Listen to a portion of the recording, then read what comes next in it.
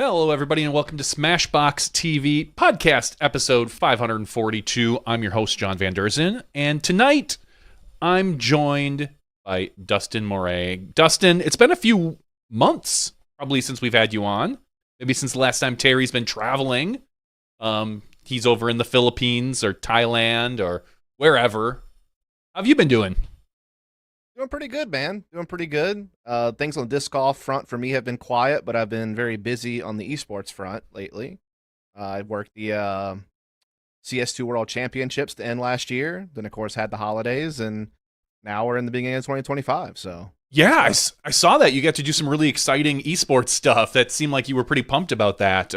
Anything? You have anything on the horizon right now? Are you doing more? Getting back into the swing of that?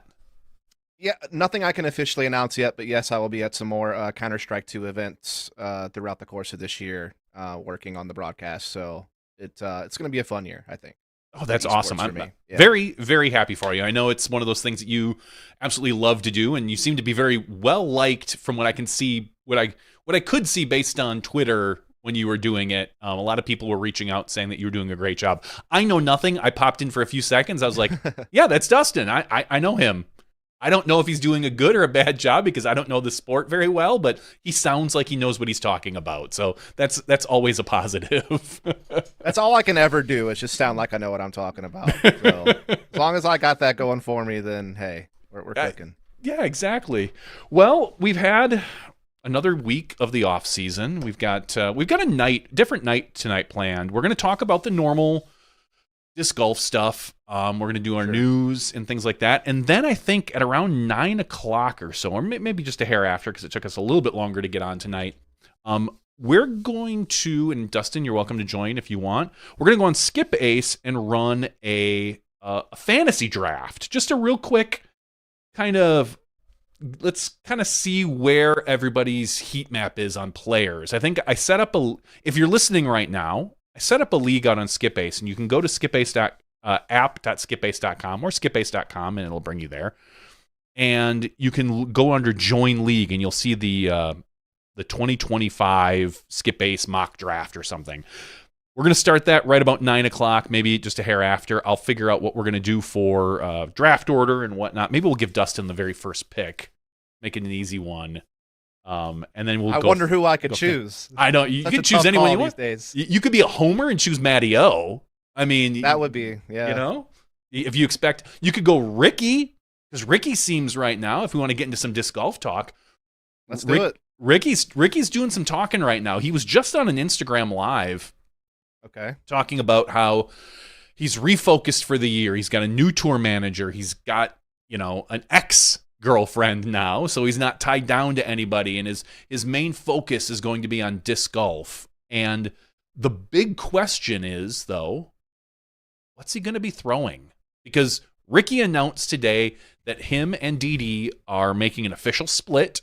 Didi put out a very nice goodbye. They had the helicopter video. They had a bunch of his Raptor leg stuff. All that. Maybe those helicopters, if they wouldn't have had those, he'd still be there. I don't know. Maybe we throw that one in there. Okay, I'm done. It was a hedonistic time. It was COVID. Things. Money was falling out of windows. I mean, come on. It was crazy. This reminds me of whenever we had the CGS and esports on television. It was with DirecTV, and they had the draft at the Playboy Mansion, and they just blew loads of money, and then the whole thing died after like 2 years. And then all the money was gone. So yeah, just reminiscing about. I mean, seeing the question is on things like that. Like, did that really make a difference? Like the money that they blew 2 years prior, would that have mattered 2 years later? I kind of feel that way with Didi. Everyone talks about these contracts that Ricky got, the $1 million a year, the Kona contract, which was 125 or 150, whatever that is, doesn't matter. 125 a year, yeah. Yeah, like does that really matter? Because that was all done under DD, legitimately Dynamic Discs. Very shortly thereafter, they were acquired by House of Disc. And does that, in the grand scheme really matter? Did it look better for House of Disc? Did it look worse? I mean, obviously hindsight 2020 and the way the sport has kind of plateaued for a little while, if not even contracted, is a big deal. So what are your thoughts, I guess, on Rick and his potential future. Like, what do you see coming out of this? Have you heard anything? I mean, there's always a little bit of rumblings out there.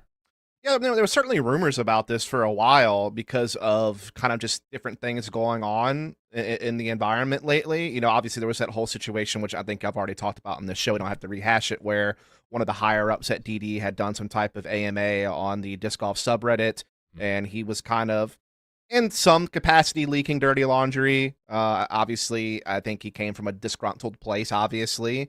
But we had really kind of seen, a lot of people kind of step away one after the other. It started with Bobby and Robert McCall, and then it turned into Danny Lindahl, and then Anthony was gone, and it just seemed like their whole content department eventually fizzed out.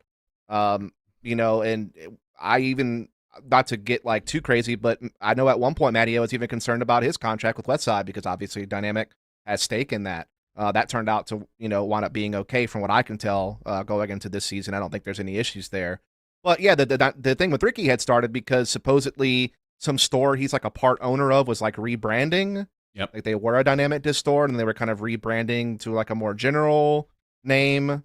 And apparently that was going on with a couple of other brick and mortar situations. You got the whole weird situation where Innova's now sponsoring Emporia State college team. Like there's a lot of like little clues out there where like you kind of wonder what the heck's going on.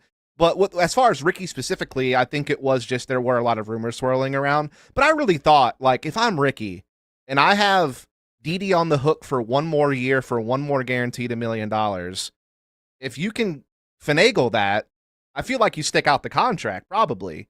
Like, I don't think you're getting a better offer than that anywhere else. No, this wasn't a Ricky decision. I guarantee you that. It wasn't, but I do wonder how DD was able to do that. Because, I mean, we've had it the other way around, right? Where players are trying to get out of contracts early and they obviously getting sued by Prodigy. Obviously there was rumblings of something that may have happened between Ricky and Innova because he kind of left that one early too to go to DD. So you kind of wonder, like, well, how was DD able to get out of this? Was there a severance type of thing? Was there something in the contract that allowed them to do this? Like, you kind of wonder what happened there. And obviously, Kona, the same thing happened to her. She also was let go. Yeah, I heard rumors of buyout numbers. I've heard rumors of that. I don't. Here's what I think. I don't think that they're walking away with nothing. At least not by choice. I believe that they're and again, this we don't know. I've been a part of a couple different acquisitions in my time with my 9 to 5. And we usually buy all the assets and we hire the people. We don't take on a lot of the debt. That's kind of how it works. So, however, House of Discs maybe, and we don't necessarily know if the contract was signed directly by Dynamic Discs, if Dynamic Discs even technically exists right now legally. Like, there are lots of legal ways that things could be done, or it could just be flat out. They could have said, "Hey, here's we know we owe you $1 million. Guess what? You either take it, you take this buyout and walk away, or you can play for this amount. Like, hey, we'll let you play for $200,000, or you can take a buyout of $400,000 and walk away." And I don't know what those numbers are. I don't know if that's how it works. I would love to know, and maybe at some point things will come out. Rick, maybe Rick will let people know privately. I don't think you'll probably never hear anything publicly, and I don't blame either side. It's business. It's kind of how it works, and especially when you're talking about people's personal finances, things can get a little touchy with that. Because I would guess what it percentage-wise, whatever deal they probably made with Ricky or Kona was probably the same on either side. If it was 30 to 50 to 80%, I don't know. But yeah, but I would too. I'd love to know what legalese they can use to, like, if Prodigy has legal protections to keep Gannon, what legal protections do players have? Because we know that these contracts have started to become more legitimate, more serious. There's getting lawyers involved. There's agents now involved. It's not just handshake deals and emails anymore. And so I do wonder how are players being protected in situations like this? Because obviously that's a huge loss for Ricky. Now I'm sure he'll find another sponsor. It won't be $1 million a year though. So he's certainly losing out because the market is so much different. We kind of know what the market is. based on the numbers we heard about Isaac, kind of gives us a little bit of an idea about, what caliber of player can get what, but it's still murky waters because no other numbers are out there. But yeah, I don't know where Ricky goes from here. I mean, I imagine it's not going to be another House of Disc company. I would just probably not going to be that. I don't think they would do an internal shift like that. That'd seem very odd. I mean, it depends on how those businesses are being run, and it depends on it depends on what the offers are. If let's just play pretend, Dynamic Disc says we can't offer $1 million. It's just not realistic. We need to shed some of this weight. But Discmania is over here printing money, or Latitude, and Latitude says, well, we could pay him $200,000 or $300,000 a year. That's in our budget. I could maybe see something like that. It depends on the relationship with Rick. I don't think that's the case. But I don't think Rick would want to stay in that family if things went sour. But no. It depends on what offers are on the table. And I just don't know how that structure works because, yes, they're all underneath the umbrella of House of Disc, but I don't know who he's actually interfacing with when it comes to deciding what brand you're going to be under and what budget they have and who your team manager is and how that all gets negotiated. So I just think it's unlikely he would stay at a House of Disc company. You're right. I agree. It all depends on the relationships. If Dynamic comes to you and says, hey, we really don't want to part with you, but honestly, here, look at our books, look at your sales, look at this. We just can't afford to keep you on even another year. Mm-hmm. Then that's clearly different than if it's more cutthroat than that. But yeah, I mean, there's a lot of rumors out there. The most reliable rumor I've heard is Ricky going to Discraft. Yeah, I know they were obviously interested in them initially. Mm-hmm. Like they even came out and said that whenever the interviews were going around when they first signed the deal in 2022, that Discraft was one of the people that was interested in Rick and that they did have conversations with, and that was almost a thing that did happen. So we know certainly the interest was there at one time from Discraft. I do find it interesting that Discraft had already basically announced their entire team lineup very recently, but maybe they have one last sneak attack. Because, I mean, they've obviously already done the whole thing with Kale and Ken Climo. So they've already made, so many big moves. And then, obviously, getting Ezra Robinson, kind of maintaining the rest of the elite team, and kind of shifting, different players to other teams as well. So if they can somehow bring in another one, I mean, it feels like right now in the climate that I'm seeing, the only companies that are doing well are Innova, MVP, and Discraft. It seems like those are the three that seem the most stable and the most able to continue to make moves in the space. And so Discraft makes a lot of sense in that respect. But yeah, I'm not sure. That's, I mean, I don't know for certain either. Nobody knows for certain. Until it's announced. I'm guessing, today's the 28th or something like that. It's the 28th, yes. I'd have to guess this is announced by the end of the first week of February. I bet we know within a week to a week and a half. I'm surprised this just didn't happen sooner. Mm-hmm. I guess is the other thing. Maybe they were trying to negotiate something and it took longer. I don't know. Yeah, exactly. I mean, they could have been. I mean, there could have been a lot of lawyering in the background. You're right. They could have been trying to negotiate for a better separation. They could have. There's all sorts of things that. Yeah, because when I saw Ricky at the memorial just a little over a week ago, solid DD, everything in his bag, everything. There was no signs. I got to talk with him a few times, and I had heard the rumblings. I didn't want to ask him about this, especially not in the middle of a tournament in general. Sure. We were chatting on the course.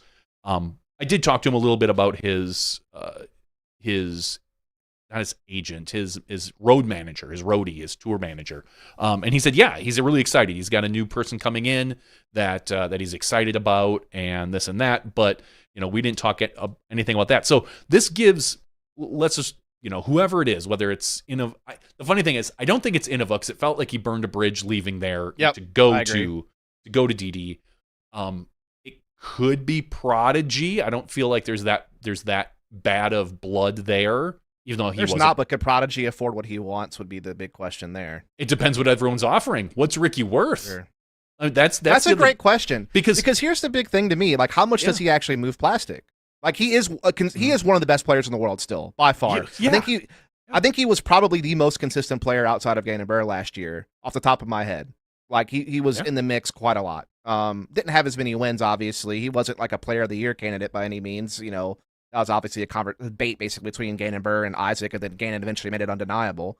But he was still certainly one of the top 10 players for the entire year, basically. So performance-wise, yes, still has it. He is a 2-time world champion. He's still got that branding behind him. That's never going away. But it's tough to know how much he moves plastic because I feel like his plastic was priced so freaking high. Like, so I don't know, like, if it's the price or if it was him or what, or how it moves, you know? And that and just the reputation of Dynamic was kind of in the toilet for a while there, generally. I think to people. So yeah, and not to bounce on Dynamic too much because I know they went through they took their lumps for certain. There were mistakes made by House of Disc. I mean, that's period. That's what everybody knows. Like the $30 General, was it the General? I think whatever it was, $35 that was a lot of the new CEO that they brought in, the guy from outside of disc golf. You know that there were some mistakes made, and I think that came down to it. I don't think Ricky's, like, at least recently, I don't think Ricky's discs were really any more expensive than any other tour player other than just the General. Yeah, it was just that General, which obviously left a bad taste in people's mouth. It left an impacted memory on people, and it's like, hey, why am I? You know, there were a lot of missteps, I think, from DD and House of Discs over the last 2 years.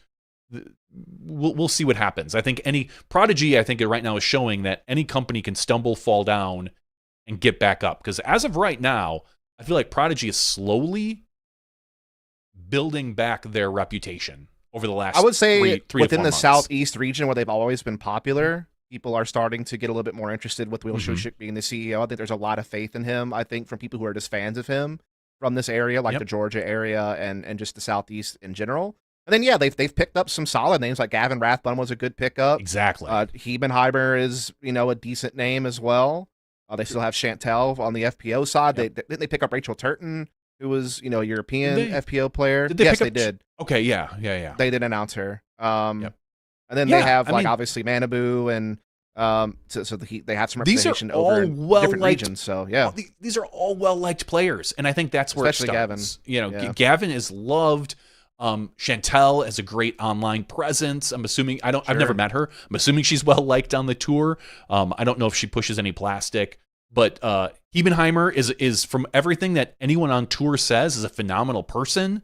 You can't argue with some of these signings. So I see Prodigy as starting to take those first steps into becoming a more liked company. They also got Nick Newton was another name that they picked up. Yeah, and no offense to Nick, but he doesn't move the needle. Like Deanne Carey can kind of, I guess, an FPO maybe if she tours and does all that stuff. Like, then obviously they have Luke. I mean, Luke Humphreys is a massive media name for them, and can compete at a high level. Yep. Yeah. As long as Luke stays on, I think he's going to be a like the last one good left representative. Yeah. I mean, of like the people you really think about when you think about Prodigy. Yeah, he's kind of the last one. Which is so funny. I guess I'm so old, I don't even think about Luke. I mean, I know Luke is Prodigy, but when I think of Prodigy, I think of the original lineup, and there's none of them. Oh, yeah, of course. Other than Will, who's CEO now. Right. So, Kale was the last of that for me. And so now but again, I'm old. The younger people, they know a different Prodigy team than I happen to know. Yeah, so we'll see if Ricky, a lot of it is going to come down to what discs he can get his name on. If you're Discraft, the Ricky Raptor just makes sense. I mean, it does. It does. You're right. 100%. Because you've got the Captain's Raptor, which is fine. That'll still be Yuli's. It'll still be Yuli's, but the regular Raptor should 100% be Ricky's. Trying to think who had it last year.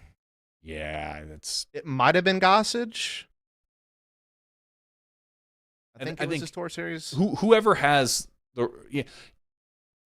if something is announced in the next week and a half, I'd be willing to bet that there's been a lot of time in the background, because this is not something new. The smoke has been there for 2 months about Ricky's move, at least. So my guess is that things have been happening in the background. Yeah, Gossage had the Raptor last year, as a clarify. But I'm sure they would work something out. Yeah, if you're Gossage, the Raptor, you got to give her. I'm guessing the Gossage Raptor. Gossage doesn't care because the Raptor isn't a big seller. Probably. I mean, it's a popular. Well, I think it's probably one of their more popular molds after like the Force. And I think the Captain's Raptor is. I don't know about the regular Raptor though. But yeah. Sure. Anyway, Ricky could do some things with that. I think if he goes to Discraft, that makes sense. If he goes to MVP, I'm sure there's a disc out there for him. Maybe he goes open bag for a year. You know, if the money isn't right, maybe he bets on himself and says, "Hey, I'm going to tear it up this year," and then next year, because he can afford it. He can afford to go on tour. He's going to make up his money in winnings, so he's not going to lose money. Not having a manufacturer. I mean, if he could grind I like to use his name a lot because he really was kind of the one who I felt like first started trying to do this, and that was Eric Oakley, where he was just doing like specialty discs with different companies. You know, he would have a Zone, he would have the Berg, he would have another one. Then he would go with like smaller companies, and do molds with them, like the Ultra, I think, for example. And so doing something like that, like if you're willing to grind it out and like put your name on just a bunch of different discs from a bunch of different companies, and like you're really, working the booth between rounds and trying to sell your stuff online and, on site, and that's just like a whole different level of work ethic you have to put into it. Yeah, he will be a person who would do that. Yeah, 100%. Yeah, he always has. He's got his, like I said, his tour manager, his in charge of a lot of that, does online sales. They set up shop at almost every tour event. They, Ricky, I said in another Discord, I said, if there's one thing that the Memorial reminded me of, and I've always known it, is that Ricky's a man of the people. He loves them. He sat around for every single person. There were a few pros that signed a few autographs and then kind of made sure to, okay, I'm good. I'm out of here. I need to go. Not Rick. Rick was there, took pictures. I saw him take the same picture with somebody at least twice because they screwed up the photo with the sun in the background. He's like, oh yeah. Just hold on a second. And he signed a stack of discs from some person. Like, Ricky just is, if you see him in person, you understand why he's so well liked. And that's all you can say. He's very giving. He's definitely a man of the people in person. So I'll be really interested to see what happens with Rick over the next week to two. I think he's got to get whatever it is. He's got to get his bag down quick. Hopefully, if he's going to a manufacturer, they're getting. I'm just going to guess Discraft. That's going to be my guess. I'll just lock in that guess. That's my guess as well. Just because I feel like MVP. They tend to make like one or two big moves a year, and they've already kind of done that. They got Coling and they re-signed Silvasarn into like a 4-year deal. So like they've already kind of done their big moves. Yeah. Which is kind of that's like been their pattern. It's like they went Simon, then they went Eagle, then they went Coling and Silva. So it's like I feel like that's kind of the pace that they're on. Unless Ricky goes heel turn and goes Lone Star. Ain't no shot. Lone Star has more molds than players at this point. Yes, that's very true, and they're not very well liked. And I mean, I would just love it, like Ricky going from man of the people, as I said, to just the bad guy. Just starts wearing all black, maybe even a black cowboy hat. Just kind of the typical. No, I don't see that happening, but I can always dream. It'd be fun. It would give everybody something to talk about, which is what we all really, really want. I swear, like every now and then, I'll just go check the PDJ approved molds list just to see what's coming out, and Lone Stars has like 3 new ones on the way. Like just every time I check, it's wild. Yeah, they're not. They do it. They're not stopping. They must be making money. They're selling somewhere. Or they just have a ton of. I mean, they have a ton of capital from their other ventures. Exactly. Right? They're not. So, this is a drop in the bucket for them, probably. These molds. This is downtime for their machines. Like, or maybe it finally happens. Franklin finally making the move. Gonna happen. Back. Definitely not, of course.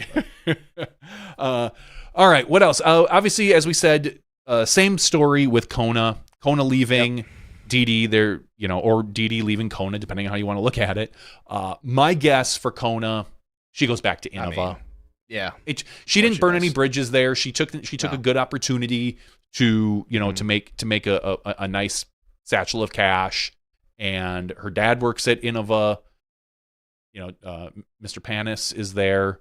I think it's Innova. Yeah, he's on Innova West. But my guess is that if she tours next year, she's probably on like the second tier team of Innova. That's like champion team. Yeah, whatever. Yeah, the champion team. That's my guess. Makes sense. She could do like a Infinite or Thought Space kind of thing. I wouldn't put that past her. She's a good. She's done something with it before. She had a tour Mhm. series like Emperor or something like that with them. So yeah. Yeah, exactly. So it wouldn't shock me either. But that's the thing. She's still incredibly marketable from a social media perspective, despite any course performance. And you also have to take into account her health. I mean, she's been through so much. I feel like people don't like. They don't factor that in as much. Like, they really don't. It's not that they don't care. This woman had cancer. She battled cancer. I know. She has a phenomenal... Like, if you really want to get behind Kona as a seller, and this is obviously all up to how Kona wants to present herself, that's how you sell it. Like, you sell her as a fighter. Someone who is and someone who's making a comeback. Yeah. Someone who has fought back from health issues and is now going to try to make something of herself on the tour. Like, maybe, and I don't know what her current health issues are. Hopefully she's, free and clear of whatever things. I'm sure there's always, I've never had to deal with anything like that, so I can't make any judgments. But if you can sell something like that, yeah, maybe Kona has a disc and we'll just say like 25 cents of every disc goes to cancer research. It's a donate. Like, I'm going capitalist here, but that's, I think, how you can really build her up. And she has the whole Kona Crushers thing where she's trying to support junior disc golfers. So, I mean, there's definitely campagns there to be had that I think she's still valuable to the sport. So, yeah, I mean, look what Stokely did with the blue, with the autism stuff. And, I think there is a lane there for someone if that's something Kona's interested in. If it's not, I don't blame her, and I wouldn't put it past her if I wouldn't hold it against her. Let me say if that were the case. So yeah, so there's that. So those are kind of the big unsigning news, I guess. That's not even so much as signings.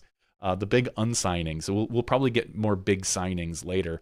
Is there anyone else out there that we haven't really that's not? I assume you already covered calling the MVP. Yeah, we talked about that for 4 years. Yeah, 4 years. We talked about that. I think we talked about that last week. Was that announced Tuesday or Wednesday? I thought we talked about it. I remember.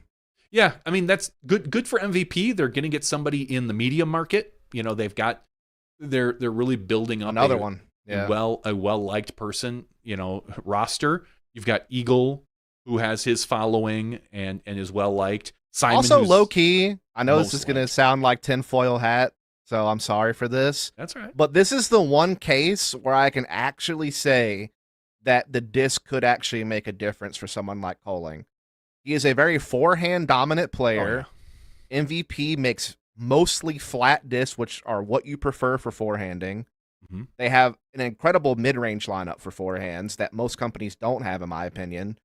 I actually think he could perform better with MVP pass stick. I actually do. This is the one time where I'm like, the arrow might actually help out the archer in this situation. Yeah, there's a good chance of that. I know he's talked about whatever mid-range he's been throwing that he's never had anything like that before. Was the Hex, I believe he was the Hex about. Okay, yeah. That's I vaguely heard. I was in the I remember hearing something about it at the Memorial, and that's why I kind of I was watching the Tour Down Under that he just won, so yeah, I was kind of picking off from that. I mean, there we go. Jeremy Coling, #1 pick, 2025. He's already beating Ezra Robinson.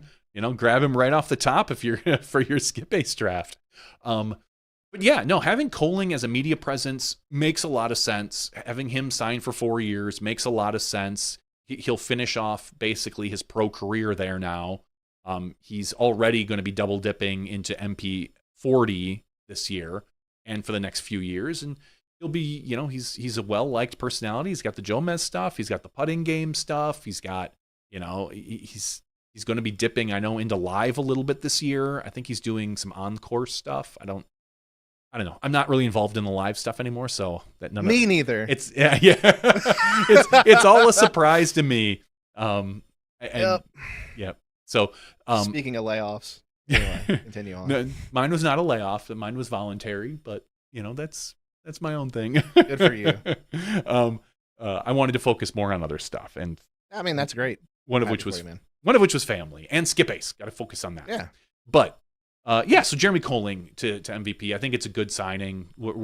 I'm curious to see how he plays this year, because there's no reason he can't be a top 20 player with the right, I don't see him breaking a lot of top 10s on the actual tour, but top 20 is not unreasonable at all. So just depends on how he wants to focus on his game or not. So all right, what else do we got on our agenda tonight? We have speaking of Ezra Robinson and Jeremy Colling, the Down Under. We had one of our nice events in the New Zealand tour that went to a playoff, is my understanding. Did you watch the coverage there, Dustin? I did watch the playoff. I watched the whole thing. You watched the whole thing? Talk a little bit about how it went, because I didn't get a chance to watch it. First of all, beautiful. That place is beautiful. Just New Zealand disc golf in general, the views. I mean, these people are loving it for just the hobbits, the wizards, just everywhere. Yeah, I mean, it's just it's almost like a vacation and playing a tour at the same time, I feel like, for a lot of the people who are visiting there from the US and Europe and stuff like that. So yeah, I did watch it. In this particular situation, 3-round tournament, all on the same course. Wind has been a massive factor in all the tournament rounds I've seen so far from the Tour Down Under. Like, I'm talking unreal, Emporia type winds have really been impacting a lot of these rounds. They also had a lot of rain, I think, the second round. So that was definitely an issue. But yeah, I mean, a very strong performance Ezra's now placed second, I think, in all 3 tournaments he's played in the Tour Down Under. So he's constantly on the verge. Robert Burge has also been consistently one of the top names. He's sneakily throwing only Trilogy plastic, but not technically sponsored by Trilogy. That's been an interesting one. I just kind of noticed that he hasn't thrown a single disc that I saw that wasn't Trilogy. So I don't know what's going on there. Maybe he posted about something, maybe in the future coming down the pipeline. But yeah, it was awesome. Jeremy and Ezra were definitely neck and neck all the way through, and ultimately had to go to a 1-hole playoff on a very difficult hole. And Jeremy went for it, was able to eagle it, forced Ezra to have to go for it too, and he just piped it too hard in the wind and went OB, and that was all she wrote. Well, it's good to see Colling, as you said, kind of get with this new. I mean, both of these guys, Ezra and Jeremy, both with new bags. I mean, they're both throwing new plastic, and I don't think that, as you said, most of the time I don't see it affecting anybody. But you're right, with Jeremy, maybe this does make a little difference. I mean, I'm sure they're both reinvigorated with their thing, but it shows that. I mean, Ezra was at 1028 first round, then 1077 and 1051. So 2 rounds well over his rating. No slouch. Colling 1035, 1055, and 1066 there. So all 3 rounds over his rating. These guys are playing. This is almost like a Silver Series at this point, with the number of names, with Kevin Jones, Bobby Burridge, Luke Humphreys, Aaron Gossage, Braden Sides, Aiden Scott, Levi Stout. You've got a good solid top 10 there. That was another announcement that did happen. Aiden Scott to Infinite was one that did happen. It's funny how same with Nathan Queen, if y'all didn't mention that one already. Yeah, Queen was announced after Tuesday as well, I believe. But it's funny how these non-manufacturer signings kind of go a little bit less reported. They're a little less. They're kind of a manufacturer. They just don't make their own stuff. I mean, they're similar to a Thought Space or, DGA technically. They don't make their own stuff either.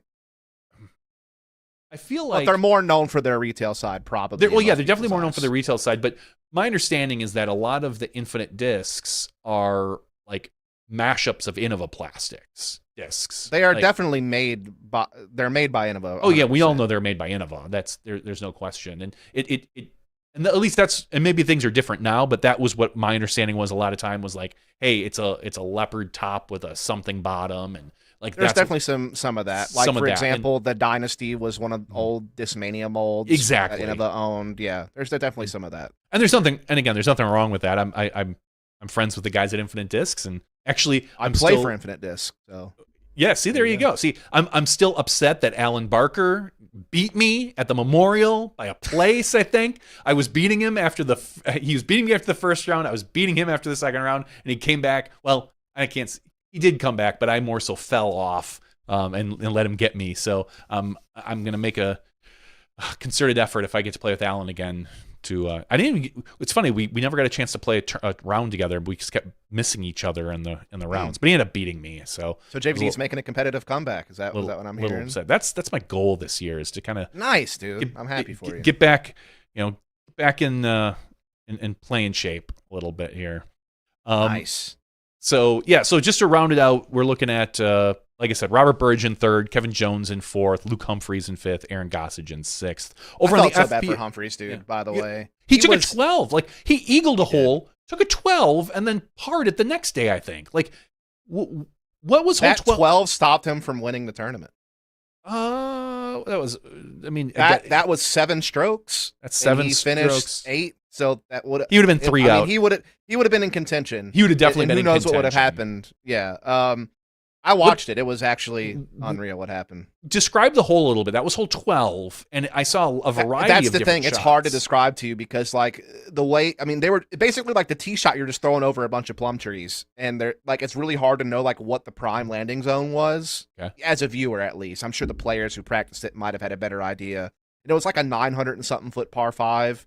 And it was like almost, I think it was almost like a double island kind of setup where, like, when you attack the green, you eventually did have to cross like OB and land in kind of an island peninsula kind of situation.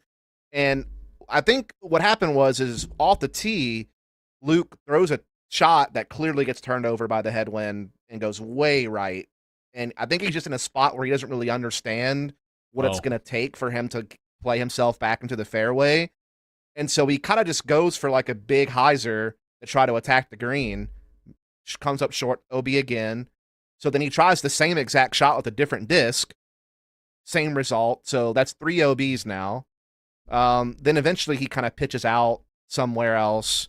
I think he goes OB again at some point, and then he misses like the putt. And so like it was just a nightmare. It was a very weird hole. Yeah, in general, and I don't mind this type of hole for this type of an event. This is technically a B tier. Even in A tier, I guess is okay. I don't love it, but any hole where a top pro player takes a 12, I have to question the validity of the hole. If you can take a 3 one round and a 12 in another round, unless the player's flat out just too aggressive. Well, I mean, the weird thing is, it was such an outlier. Like, no one. Yeah. I mean, there was really only one other player in the field who took. Someone took a 10 on it. Yes, I think someone took a 10 an 8. On it. Yeah. But like most of like your well-known players either birdied the hole or parred it, or at worst like took a single bogey. So it was definitely an outlier number. Okay. So I mean, but yeah, that definitely hurt his chances. That's got to be a deflating moment after a 12. It either deflates you or it just makes you chuckle and you move on. I know that's. Came back with back-to-back birdies, so he tried to brush it off, but it's just like it's like you're putting a bandage over like a giant gaping, bleeding wound. It's not enough. Yeah, like you just don't have the equipment you need to patch that one up at that point, unfortunately. But yeah, wrap that up. Over on FPO, Holland Hanley shows up to New Zealand for her first event over there, and wins, shooting 3 under par, continuing her continued dominance of the field. Emily Weatherman takes second by 4 strokes. Sophia Danecki takes 2 strokes. Danecki, whatever. Is 2 strokes worse than that at 3 over. 4th place, Juliana Korver at 11 over. So you can see the top 3 players really separated themselves from the rest of them. Taylor Chosick. I'm going to get that name at some point. I think it's Chosick. I think so. That's what I heard when she got announced. It probably is. She shoots 15 over par, so she's 18 strokes off of Holland. She's got a lot of work to do on her game yet. She throws a mile, but there's definitely some touch to her game that she's not there yet. She certainly has elite distance. She's going to have some of the biggest distance in the field. Mm-hmm. She's going to be next to like Holland and Ella and those types of players. Yeah, Ellie Ezra for sure. Yep. Same. Just gonna have to figure out the rest of the game. And it's worth noting this is her first year getting to focus fully on disc golf. Mm-hmm. She was, of course, a heptathlete for Oregon. Yep. So she was very involved in NCAA sports, and that is the future of FPL, in my opinion, is women who play NCAA sports, and they are very athletic, and they're looking for a new competitive outlet after college because there is no professional side of whatever sport they were competing in, really.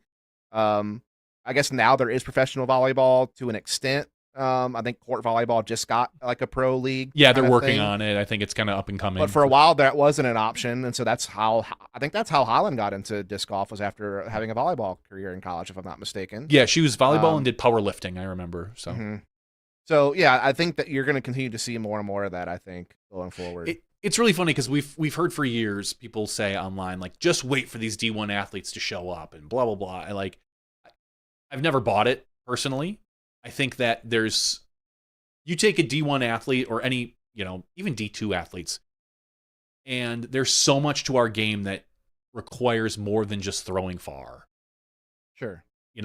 I think any one of those athletes will have a leg up when it comes to throwing discs for distance, as we see with some of these players. But as we know, there's so much more to the game. There's so much, touch and figuring out anhizers and putts and approaches. But I think there's also, outside of the athleticism, it's also the mental game, understanding how to win, the killer instinct, the competitive drive. Like, there's a lot there. But yeah, it's about learning the skills for sure. But Holland's proof that it can happen. Oh, for sure. Yeah, and I think if Taylor sticks with this, it's going to take her 2 to 3 years to probably hone in her game, find herself her comfortable putt, being able to hit these putts from 25, 30, 40 feet. And she, like I said, I think she has a leg up on an average woman who steps in because of her athletic skills. I just don't think we're going to see this dominance of D1 athletes coming right out of college and playing. I think it's going to be more prevalent in the FPO field because, as we know, that there's a lot more room to grow for distance in FPO that we haven't seen. In MPO, I honestly truly, just the forehand skill. Yeah, I think there's a lot of room to grow on that. Just that skill alone. Exactly. On MPO, I think we're starting to find the limits of what people can throw with the current technology of discs. Like, you're not going to see people come out and, throwing 450 to 550 feet, even if you can come out of college and do that, that doesn't get you anything in MPO anymore. Congratulations. You're keeping up with the 20th place guy. Like, it's all the soft skills, as we said, with FPO. At least with FPO, if you can start powering drives out there, I think that moves you up the leaderboard a lot quicker than it does in MPO.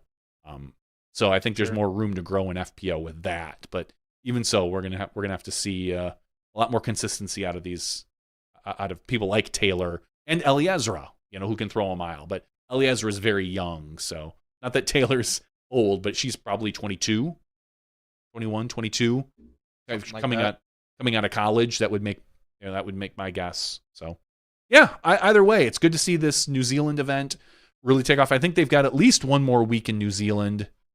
I'm gonna take a look at next week. What do we got going on? I think they had the actual National Disc Golf Championships. Yes, and obviously hopefully they all jump over to Thailand for the Koh Samui Classic, the Samui Swine Classic, where Terry's hosting an event. It's actually looks like it's live right now, so there must be. Today is one of the other things. So yeah, so we'll see a little bit more New Zealand action in the next couple of weeks, and then everyone comes back to the States. Probably gets 1 or 2 little events if they're lucky locally before everyone starts to make their way over to Florida for an abbreviated All-Star event, which is just going to be a doubles tournament now that was announced, and then Olympus. So that's speaking of the All-Star thing. Yeah. So is it happening twice this year? It is going to happen because they're doing the end of year thing too. Yeah, they're going to. Is it always going to be 2 times a year? Or is this the only year that'll be 2 times a year? I think this is the only year it's going to be 2. This is the only year it's going to be 2 times, just because of the adjustment. That makes sense. But I would not be shocked if this doubles thing goes smoothly and well, that this becomes a regular preseason event. But it wouldn't be called an all-star event. It would just be some sort of doubles invitational or something along those lines. We've seen some. Give us a manufacturer's cup. It's never going to preseason event. It'll never happen. Never happen. Like, give it to me. Everybody wants it, but it will never happen because no manufacturer. Or give me a good match play event as a preseason event. I'd like that too. That is what I want to see, because a manufacturer cup, no manufacturer wants to take last. Period. Like nobody will sponsor that event. That would be an unsponsored. Like there's no way Innova or MVP or Infinite or Discraft wants to be at the bottom of the Manufacturers Cup at the end of the weekend. Like it just, it's the worst. It would leave the worst taste in a manufacturer's mouth at the, that's why I don't think we'll ever see it. Whoever it is, and it could change every year. Those are things that we're just going to have to kind of keep track of on our own, on the side of who's winning the Manufacturers Cup. So, but yes, I would love to see a good match play event sometime in the season. And yeah, I think that they're moving the All-Star to the end of the season. I don't know. Makes sense. It does make sense on one aspect. Especially if you can make it like a vacation vibe for the players to like, end their season, have some fun. Like our problem is we do the USDGC and then we do the Pro Tour finale. Like doing it between those 2 weeks makes sense to me. But once the Pro Tour finale, people were already complaining that like, oh, USDGC should be the end of the year. That's the big finale, not this Pro Tour thing. I think some people are starting to change their tone on that. Just get rid of the Pro Tour finale because the money in the be the end of the season. That's what I think personally. I personally don't care either way. Like, but the Pro Tour wants theirs, and I mean, I get it. They're giving out points throughout the course of the season. They want to do something with that. I get that, but just call the points champion the champion. I don't know. I think that's a whole discussion that we. I just think ending the year with a major and then a fun All-Star event makes more sense than like having this weird convoluted playoffs that doesn't really cut people. And then there's a lot of branding that could be done better with the finale. I'll give you that for sure.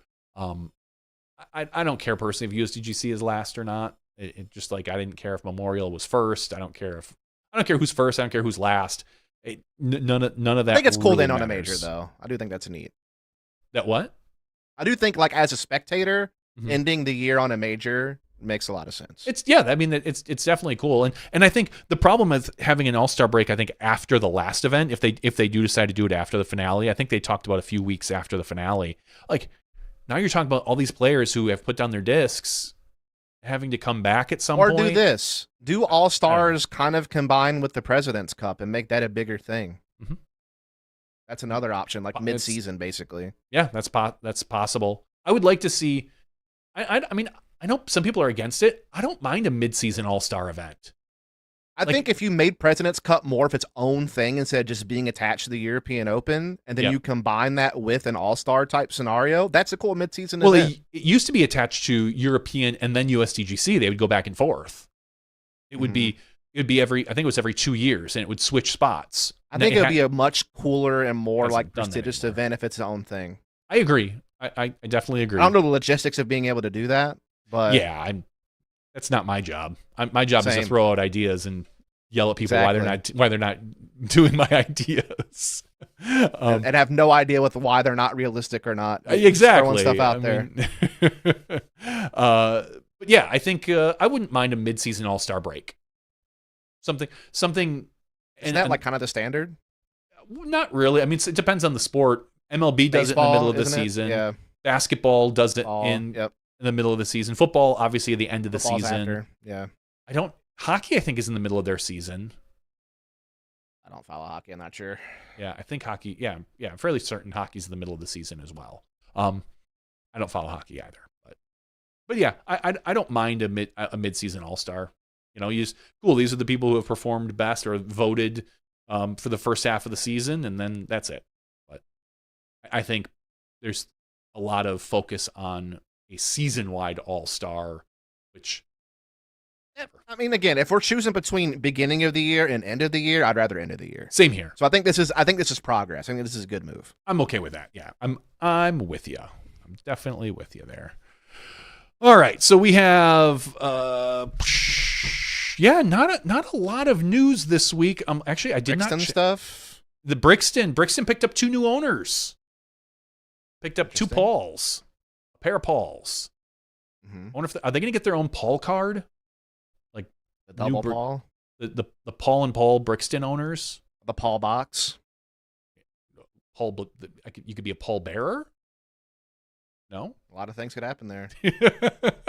But Brixton, was there any details announced, or did they just come out and say, hey, these are now, like, That's all I saw. investors, personally. so to speak. Like to be fair, I didn't co-owners. look deeply into it, so there could be more details out there, but I did just see the announcement. Yeah, I saw the announcement as well, because a couple weeks ago we saw the announcement of Dylan Cease do this as well. He invested in Brixton or became a co-owner, and now we also saw Paul and Paul do the same thing.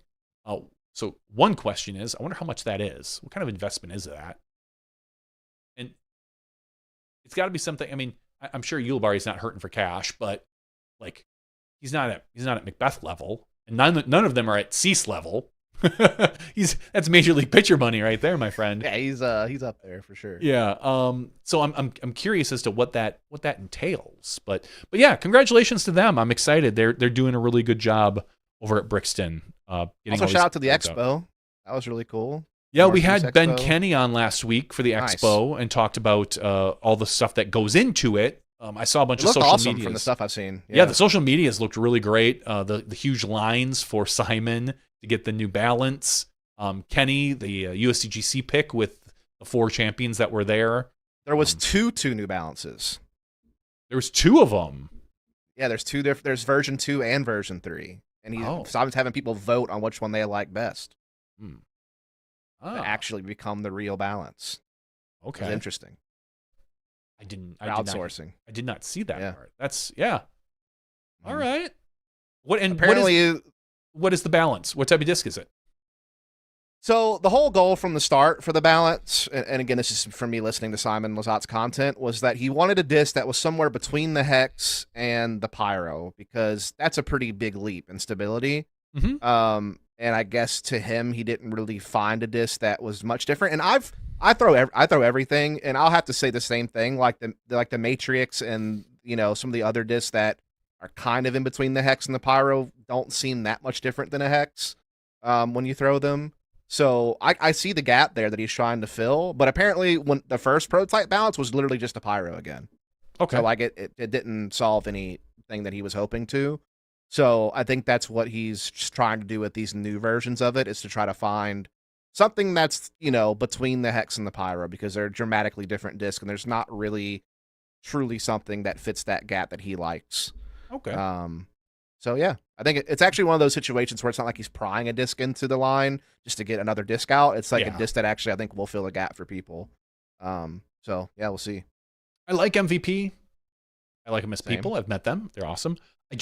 For me, there's nothing. I don't have a hole in my mid-range game right now. Between the Buzz, the Comet, and the Zone, I feel like I can cover anything. Yeah, it's a pretty good spread. Yeah. I'm not a Discraft fanboy, but I am when it comes to their mid ranges.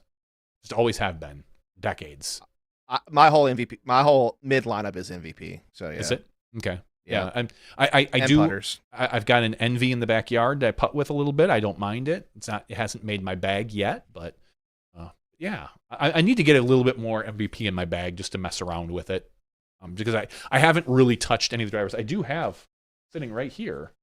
Go on. I picked up one at the Memorial. I picked up a Trail. I have no clue what it does. It's amazing. You'll like it. It's a James Conrad understable driver is what it says. 10.5 -1.1, which really means nothing to me because I barely know what those numbers mean. I mean, it's one of those things where, like, who knows, because everyone's arm speed and technique are different, so you never really know. But for me, it's a pretty dead straight flyer that has some turn and kind of pans out. Good. But it's like one of the few discs that have dome in MVP's lineup. Yeah. No, it's not like crazy domey like some of the time lapses were, but compared to some of the other molds, it does have some dome to it. Not bad. Yeah. It's a 10 speed, and there's not too many 10 speeds that people really talk about in the market. Yeah. It's their first, I think, for MVP to have their first 10 speed. So yeah, it's kind of right there. Ed asks me if I'm only Discraft in my bag. Oh heck no! I think unless you're sponsored, if you only throw one manufacturer, I think you're missing out. You are. Yeah, my main putter is Dynamic Discs. It's the Deputy right now. Same. We're deputies. We're deputies. We're deputies. Check that out. I will say that my deputies, I have the Burst Deputy that I like quite a bit. I might need to pick up some new ones because mine I have a hard time getting rid of them, but I really liked them when they were brand new, and I still like them. They're just a little flippy now. Like they're, I don't trust them into a headwind at all. I've got a throwing putter, which is my judge, which it was my throwing putter, and then I threw it in the water. So now I need to find a new throwing putter. I think I've got another judge up somewhere over there behind my monitors. Or the Envy can get in there. It could. I'd have no problem. Maybe I will. Maybe I'll put the Envy in there if it's a little. I like a throwing putter that's a little overstable. It's got to. I got to be able to put some torque on it, and it's got to go straight and hyzer. I don't want it to flip at all. Yep. So get you a nice premium plastic Envy. Oh, do you okay. well. Okay. It's not bad. And then my drivers, I've got just assorted. I've got some Discraft. I got some Innova. I've got some DD. Now I'm gonna have. I even have some DGA. I've got a DGA Sail. Now I'll put a trail in my bag. So there we go. I think you'll like it. I think you'll enjoy it. I'll be a nice hyzer flip disc for you. Good. Excellent. For those of you, we're almost getting ready here. I'm going to send something to Dust in our private chat here if he would like to join the. I will join. I'm already signed up on this place. I already have an account. Oh, that's great. It'll make it nice and easy. Just click that link. Is it the listener pool? Yeah, it's. Skip-Ace first mock draft of 2025. Right now, we've got a couple people. So if you're listening live right now, the Skip-Ace first mock draft, is that the one I'm joining? That's the one you're joining. I've done it. All right.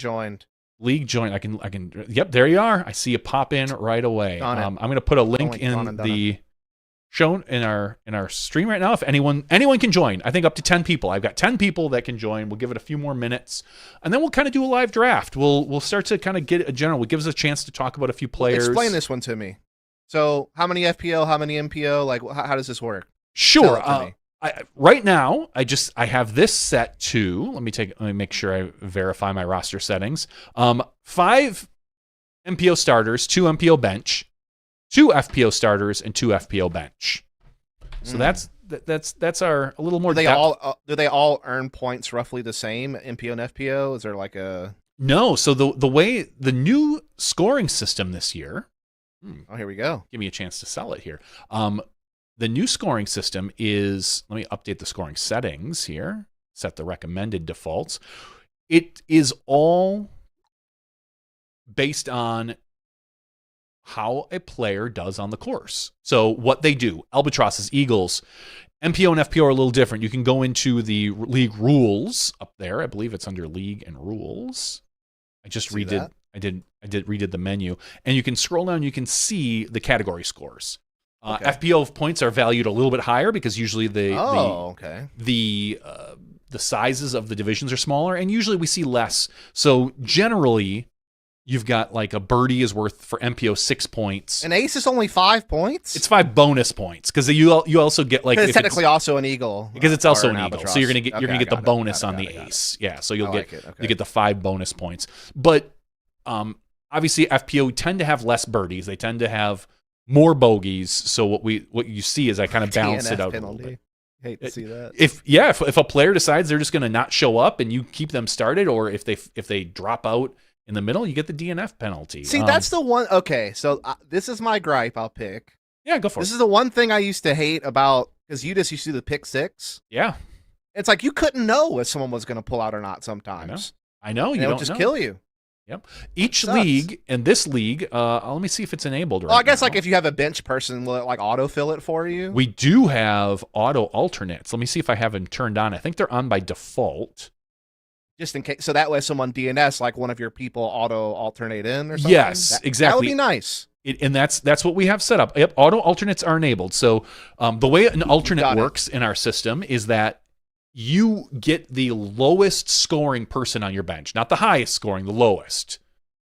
So that is to make sure that people can't game the system. So if you have on your bench Ricky and Paul and you don't know which one to play, you don't play either of them. So I'm just going to get the higher one. No, you'll get the lower one. So that's an extreme example, but yes, you do get at least points. You don't lose. You're not out 0 if a player withdraws. Now in this, obviously all these settings are league specific. Some people want to play very hardcore. They don't want to have alternates enabled. We now have trading available to us.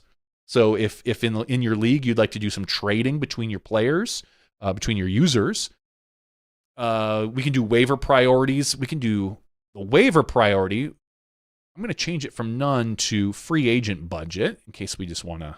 Also, question: are we just free for alling MPO and FPO picks at the same time? You get to you get to decide. Get to choose what we value most. Exactly. So you can kind of take a look and see: do you value Kristen Tatar like number one, which is what some people picked her last year, or should she be the third or fourth pick or whatever? So, and one of the other things that we have is in the draft room. There's I think we're like the second. This might be the third draft that's happened this year so far on the site. Okay. So there's ADP, there's average draft position. So you can see where people are going right now. Like Gannon Burr's average draft position is number one. No surprise. Ricky and Kelvin are at 2.5. Kristen Tatar is at 4.5. Ezra Robinson beating out Isaac. Ezra's at 5. Isaac's at 6. So you can see where kind of people are going. That's something new for the site this year. Yeah, let's see. So is this just going to be a mock draft, or is this going to be our league? I mean, we can run it as a mock draft, and we can play it. It looks like, Brixton joined. We got 9 people right now. Bob Goyke, welcome. Clint Carson. So here's what I'm going to do. It's almost time to begin the draft. I'm going to got like just a few more moments before I start it. I'm going to quickly shuffle up the draft order. We're going to give Dustin the first pick because he's our guest tonight. And lovely. We're gonna see what he gets to do, but let me. Tough call. I know it's a number. You get the number one. Edit the draft order. We're gonna make. I love that I can just drag and drop this. I'm just saying. It's. Now we do have 10. Ed Root. Yep. All right, Ed. Welcome to the. Yep, we have 10. That's our max number. I think we've hit our limit. All right, I'm just gonna randomly shuffle these.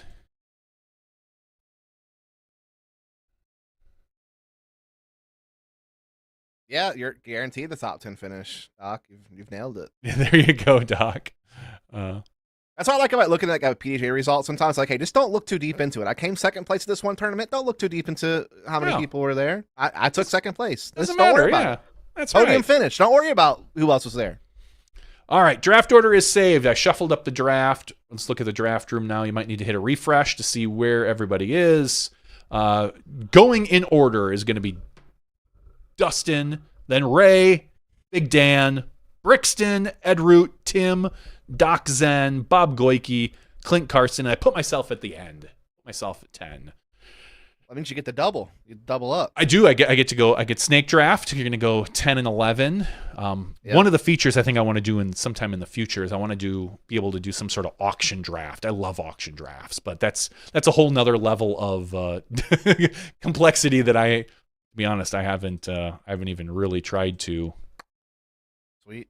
I haven't tried to dig into that. So here's what we're going to do. We are going to start the draft, and draft is officially started. So here's what I'm going to do. I'm going to bring it up on the screen for everyone to see. Ooh, look at that. There is our draft. Look at that. Dustin's got the first pick. Would you like me to go ahead and lock it in, sir? Yeah, go for it. Go ahead and lock it in. I think I'll take old Gannon Burr. It's a tough call, really. Ricky is on as we know, Ricky's on a newfound way to go. So the Rays got our second pick. So some of the features you can see in the draft room, just in case players or users don't show up, you can have a do not draft list, a thumbs down.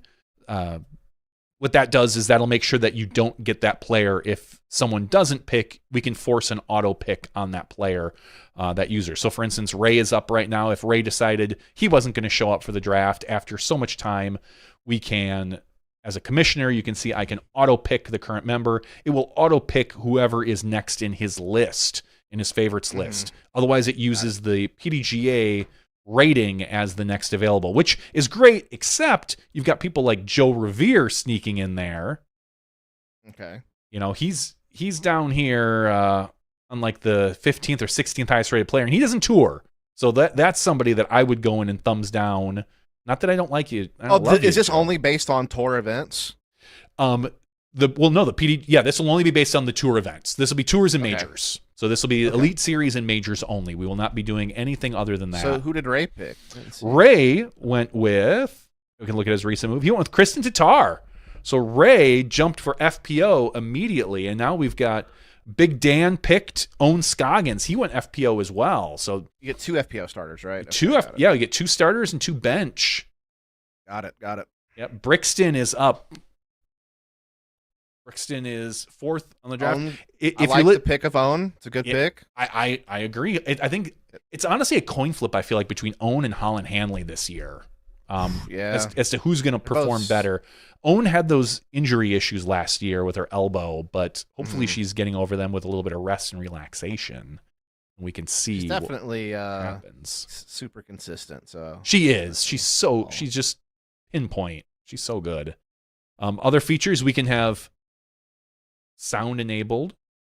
Interesting. I need to change that sound. Right now it's a little ding ding. I need to make it the sound of chains. That's what I really want. I need to go. I need to record some chain sounds. What we got here? Ricky Wysocki has been selected. Yep. So Brixton went with Big Dan. You don't care what plastic he's throwing. He knows he's going to do well. And Brixton. I don't blame you. Maybe Ricky's throwing cards.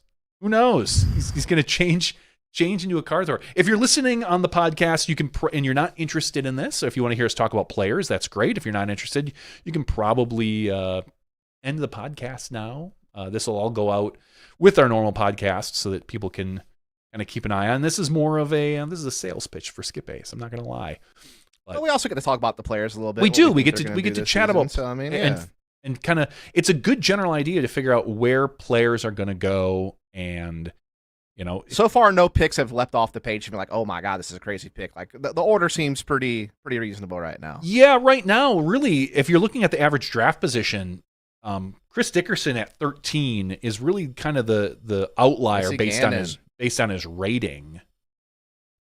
Missy Gannon there for Ed Root. That's definitely one of the better FPO players left on the board for the first round. So good call. Yeah. I like it. Yep. And up Picking it over Holland Hanley, interesting, but I know, I agree. It makes sense. That's definitely interesting. It's a debate. It's a debate to be had. Calvin gets picked up. I was waiting to see when that was going to happen. It's bound to happen soon. Up in the search area, if you're interested, you can always just type in FPO as well if you want to just see the FPO players, which is really nice. You don't have to do the sorting, but you can. Sure. It's there, or like right now, our FPO available are Holland, Evelina, Henna, Silva, Haley, Ella, Kat, Tim. Off the board. Who did Tim? Is Tim the one who picked? Tim went with Calvin Heimberg. Yep. Yes. So we've got Doc Zen on the board with our number 7 pick. So how many rounds are we going to do? 5, 6, 7, 8, 9, 10, 11 rounds with 10 people. So you're looking at 110 people are going to be picked out on this draft. I'll be picking local pros by the end of it. We might be. You might be. You never know. And obviously it depends on the size of your draft and how big you really want to go. Maybe with the players. Obviously, the more players, the more people you have in your draft, maybe the smaller your roster you might want to get. A very common number for the rosters was 4 MPO starters, 2 MPO bench, 2 FPO starters, 2 FPO bench. I just went one deeper with that, but again, that's 8 to 10 person leagues. If you have a 6 or 5 person league, by all means, go 6 or MPO and 3 FPO starters. Bob got Holland. Good call. Bob Goike went with Holland. Yeah, all the FPO are coming off the board very early. You only get 2. I mean, it makes sense. Yeah, exactly. I don't know what we're gonna see. Anakin is at ADP 40, and all these ADPs update immediately after draft. So after the draft, everything will recompute. So the draft picks. Ding ding. I don't know if anyone heard that other than me. Isaac Robinson off the board from Chris Carson. So Isaac going, he's going 9th. Now I've got, because it's snake draft, I'm going to go pick by pick. Do I want to go? Yeah, you get double up. Who is all available out there? I have a hard time passing up Ezra Robinson. I think he's going to have a solid year. So I'm going to go with Ezra. And then I'm going to pick again. Yeah. I think I am going to go FPO. But I'm going to go with Silva over Evelina. Even though Evelina's our world champ. But Silva's consistent. I feel like she has Yes. less of a chance usually to take some big numbers. Evelina and Henna, while they're solid players, and I haven't seen anything on socials about whether or not they've been working on their putt. I know they did last year, so I'm excited to see them come out. I feel like they're always working on their putt. JVD. Well, yeah. Just imagine when something's going to work or not. That's really the question. Yeah, exactly. They just got to find something consistent. So that was I went with Ezra Robinson and Silva Sarnen. I think that's a solid pick. Last year I played a league where because we're playing the European events, I focused a little bit heavily on some for my bench, some European players, and that didn't work out so well for me. Beth has now finally been selected. Yeah, Clint, second round, third pick. Yeah, just think about that. 3 years ago, Macbeth would have been like the number one or number 2 pick. Oh, easily, for sure, 100%. One of the things I think it's going to be cool to see over the next couple of years is Joey to watch Buckets going. Wow, wow, Buckets. That's a little earlier than I thought Buckets would go. Bob Goyke. I mean, Buckets he did have some breakout moments last year. And the early season, he was very good. He kind of tailed off at the end in Europe. Oh, maybe Bob's going to try to hoist him off in the mid-season on somebody. Tim went with Evelina after Doc Zen went with Chris Dickerson. Those picks make Joey Buckets is a sneaky pick. That's someone who has a lot of faith in Joey Buckets and doesn't think he's going to get all the way back around to him in the next round. I mean, he had his moments last year for sure. He had some really big finishes at some big tournaments, and solid pick. The USDGC performance and the MVP Open performance at the end of the year kind of was a buzzkill, but other than that, he did. He had a couple of rough patches, but then he had a couple of good runs too. So yeah. Ed Root goes with James Proctor, who might be on his last year of touring. So maybe James James could be out there for a vengeance. He had said did he mention something? Or yeah, I think he talked in an interview about how he's getting closer to wanting to settle down. He's married now, probably start a family. Sure. That clearly he's not going to quit playing the game, but I think he might not be touring as much next season. This season, I think he's still gung-ho, but it's next season that we might see a slowdown in Proctor, maybe hit some of the bigger local events and some of the, go down to 10 to 12 major events, big events. That couple of wins last season, though, so one in Europe and he won MVP, so... in dramatic fashion at MVP. Phenomenal. Indeed. So up on our board right now is Brixton.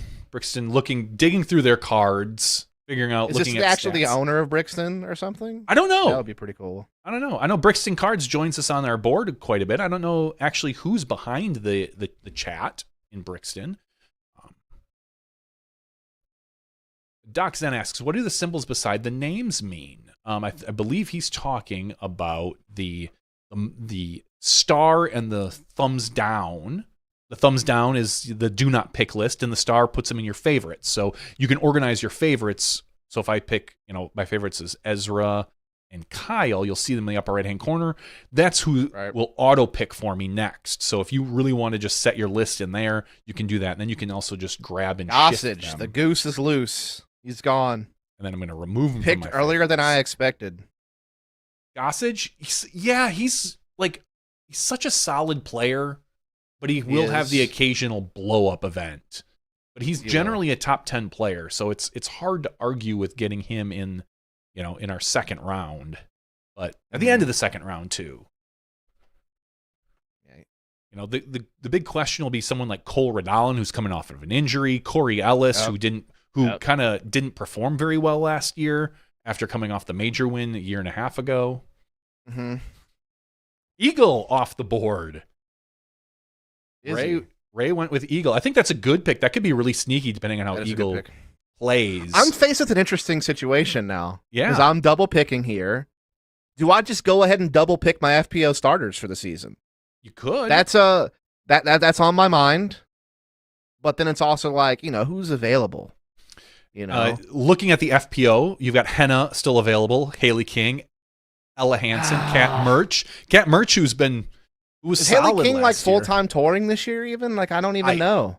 Honestly, That's a weird one for me because don't she's know. not on Innova anymore, but she's still throwing a lot of Innova on Instagram. So I'm not really sure what's. I don't see her switching up her plastic. I just don't know if what her tour plan is. I assume she's going to hit some big events, and she's like the biggest what if in FPO for me. She is. She really is. What do I do here? You know, like if I don't get an FPO player now, it's going to be tough for me. It could be tough. Paige Pierce still out on the board. Lisa Fakis, Jen Allen, Sayananda. She had a bad year last year. Sai, yeah, I think she's got so much potential. It just whether she can focus on disc golf solely. I don't think she has that ability yet. You know, Rebecca Cox had a breakout year last year, a comeback year, breakout year, whatever you want to call it. It's tough. Won't let me filter by division. That's weird. Yeah, just up in the top, type in FPO. Up in the search, and then it'll only show you FPO. Got it. You can sort by division, but it doesn't really do much good. Oh, no, you can't sort by division. That makes sense. I don't think I turned that on. All right, here's the thing. I have to do this. Okay. What's your plan there? Yeah, I mean, I can't not. That's the thing. I have to. And you understand why I had to do that. All right, you went with... Oh, he went with homeboy, Matty O. I had to. He wasn't probably coming back to you. He wasn't. There's no shot. I was getting another chance. There's no chance you were gonna go. We were gonna go. No. Like, what? 20 plus more picks to get Matty O. No. But it is now time. That's a solid. Honestly, picking him up at the end of our second round, it's not bad. I'm taking an athlete that I think has potential to keep growing. Does Matty O plan a full tour this year? Is that his? I hope so. I hope so. I don't know. It is early for us to be drafting. Not a lot of players have even announced their schedule yet. I know Ezra. This one could hurt, but I had to get him anyway. Even if he sits on the bench and doesn't play, I had to have him on my team. Oh yeah, I get that. So Ella Hansen was your FPO pick. That's good. I did see Ezra Aderhold announced his touring schedule, and his plan, get this, is to fly back and forth from Europe for those events to the West Coast. Like 4 straight weekends of back and forth. He's about to rack up some miles on whatever, alliance he's with. Yeah, hey. Yeah. I mean, that's a lot. Get your miles, dog. That's a lot of jet lag, man. I don't know. Get your what? Are you Sky Team? You Star? Like what are we talking here? Get them miles, dog. No doubt. Hopefully he's consistent in whoever he picks. Ray off the board with Henna Blomroos in the 3rd round. So a lot of people going with FPO. It makes sense. Like, I almost thought about going double FPO just to go ahead and lock in my 2 starters, but I couldn't pass on Matt. Yeah. Yeah, I don't blame you. I honestly, I'm looking at this, and we'll obviously finish this out, but 5 MPO starters for 10 people in your league might be a bit much. I should go 4. It's a lot. It probably should be 4. Probably should be 4, just as a reference. But yeah. I think I think having 4 FPO that gives everyone 2 starters and 2 bench. I think that's a solid number. But I do think that maybe 4 FPO or 4 MPO for a 10-person league might be right. Depends how deep you want to get in your league. Oh, Luke Taylor off the board from Big Dan. Big Dan, I don't want to say you snagged my pick, but I was hoping he was going to fall to me at this round because I would have got him at the turn. I think Luke's destined for a solid season this year. Just a good player. We still have some players on the board. 1038 rated players still out there. Evan Smith, Kyle Klein, both 1038. Then you got Mason Ford, sneakily, I think, at 1034.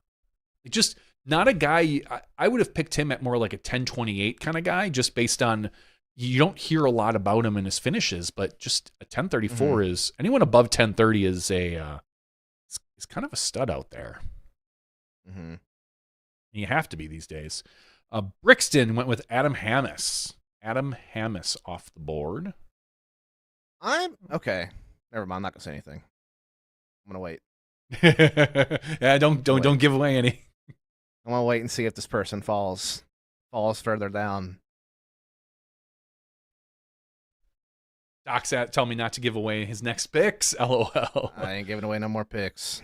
Michael Oakley asks, how many players are typically in a league? That's a great question. It honestly it varies because you can have as few as 2.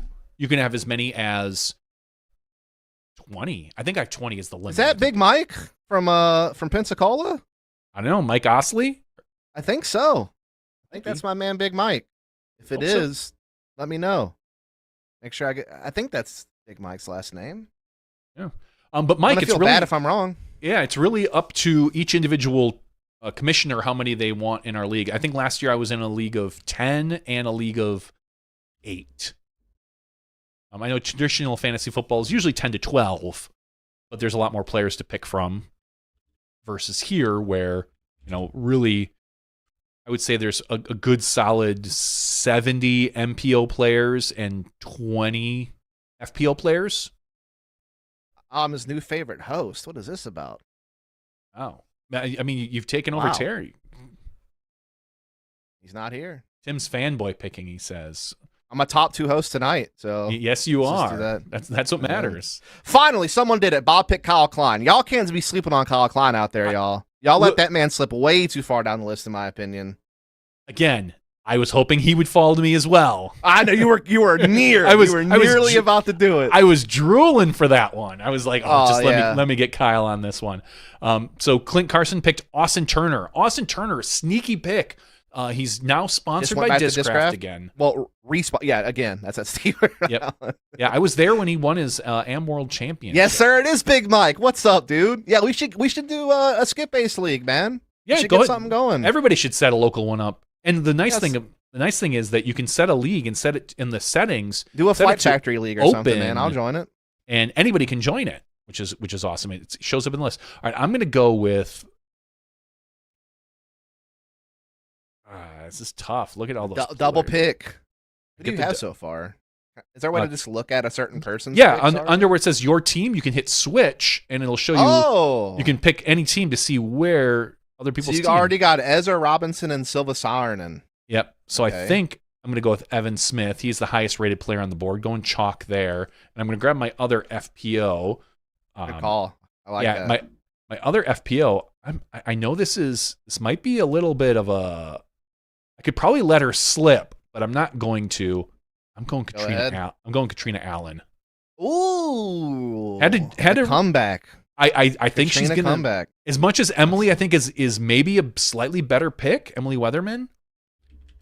Katrina Allen, I talked with her at the Memorial quite a bit, and she just seems like she's in such a good place. I'm really excited for her season this year. I think she's going to come back and surprise some people. Yeah, I think she's going to be good. And is it really a surprise when you're like a 2-time world champ? No. But as we've seen in the FPO fields, it really feels like your peak performance comes later, a little bit later in life. So, not that she's old. Not saying that. Just saying that she still has a lot of good years under her. So, Clint Carson goes with Bobby B. Robert Burridge.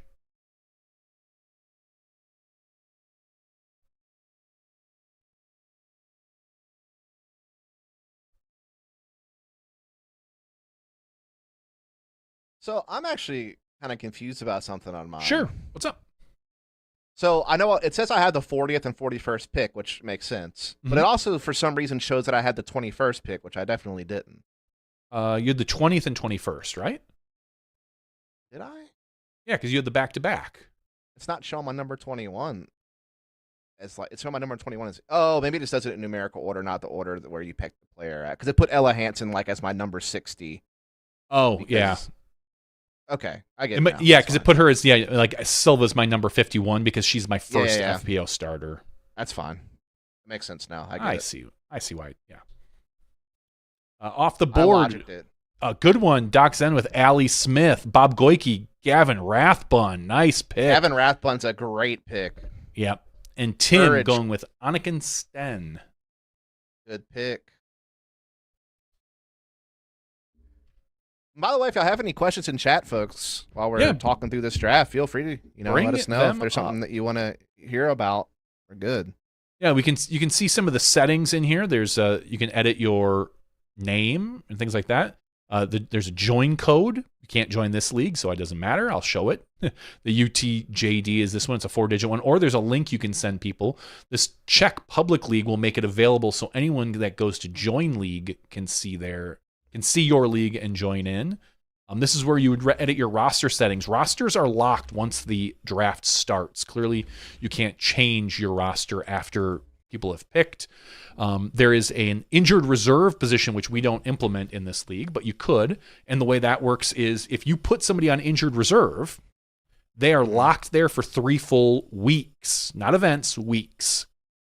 That just opens up a spot you can pick up someone else or something. Exactly. This way you don't have to drop somebody, but you can't. I see. But you can't use them. I want to make sure it wasn't just like an extra roster spot, but sure, it just means that 3 weeks it's locked into IR position and you cannot adjust that.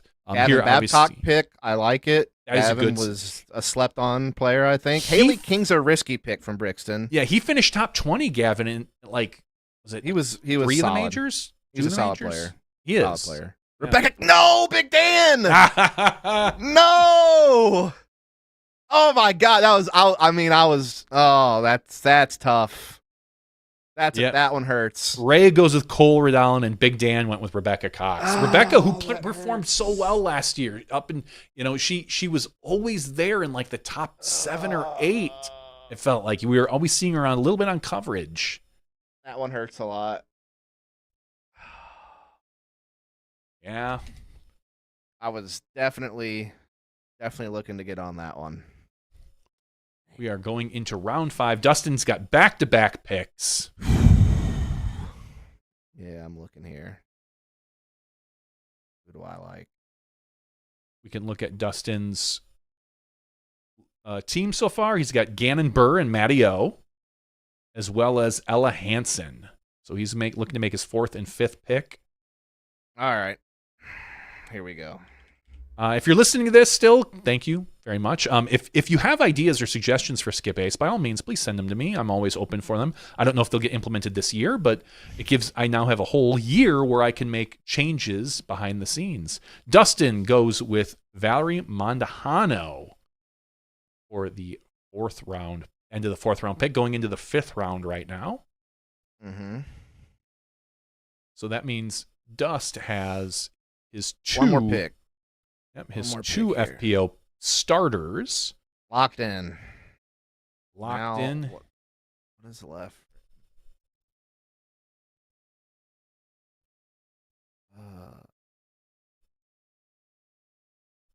I think what I'm going to do for this podcast, if you're watching on YouTube, is I'm going to break this into the after show. This podcast. I'll make a note at the end of the regular show that if people want to continue to listen, they can. Or maybe I'll just leave like the first round in and say, hey, if you want to continue to listen to our draft, you can do so in the after show on Friday. Who you got for round 5, Dust? This is tough. Trying to think. Mason Ford. You could go with the power couple, Mondahano and Ford. You could back them up. Not doing it. Not doing it. Not. Corey Ellis looking to have a bounce back season. That's what that's one I'm eyeing right now. He's definitely one. He was dropped from the main Discraft team into their 2nd tier team, so I know he's probably hungry. Looking to. Yep. Yeah. Oh man. Who else? I'm just making sure I'm not missing a big name. Other names out there: Bradley Williams, Joel Freeman, who really hasn't made an announcement yet.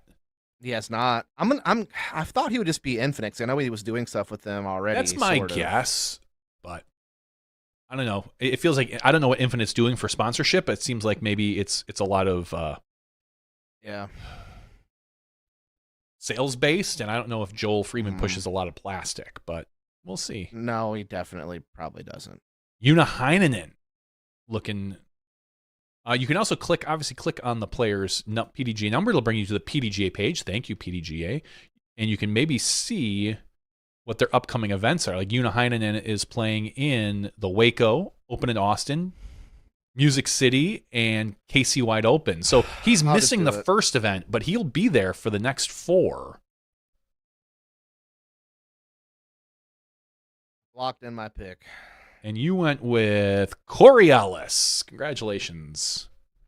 Yeah, I just felt like, the MPO's left. It's the one that I think, yeah, we're could gonna have a comeback. So if you had to pick someone this year, maybe you don't want to say right now. I was gonna say a sleeper pick that you think is gonna happen. Sleeper pick. Someone who, and maybe we'll get there more like round 6 or 7. A sleeper pick. Yeah. That hasn't already been picked. Yeah. Ray goes with Andrew Presnell, the major winner, Andrew Presnell. Brixton. Oh, you got Big Dan went with Holly Finley. Emily Weatherman then for Brixton went after Holly Finley. That's a surprise to me. I would have put Emily. Emily and Holly. I would have thought. Yeah, Emily Weatherman should have been picked before Holly Finley, in my opinion, for sure. Yeah, I agree with that. Holly is very consistent, but she doesn't have the ceiling. Her ceiling is kind of where it's at. She was a rookie of the year last year. I mean, she's got a lot of room to grow. She definitely does. For sure. With you on that.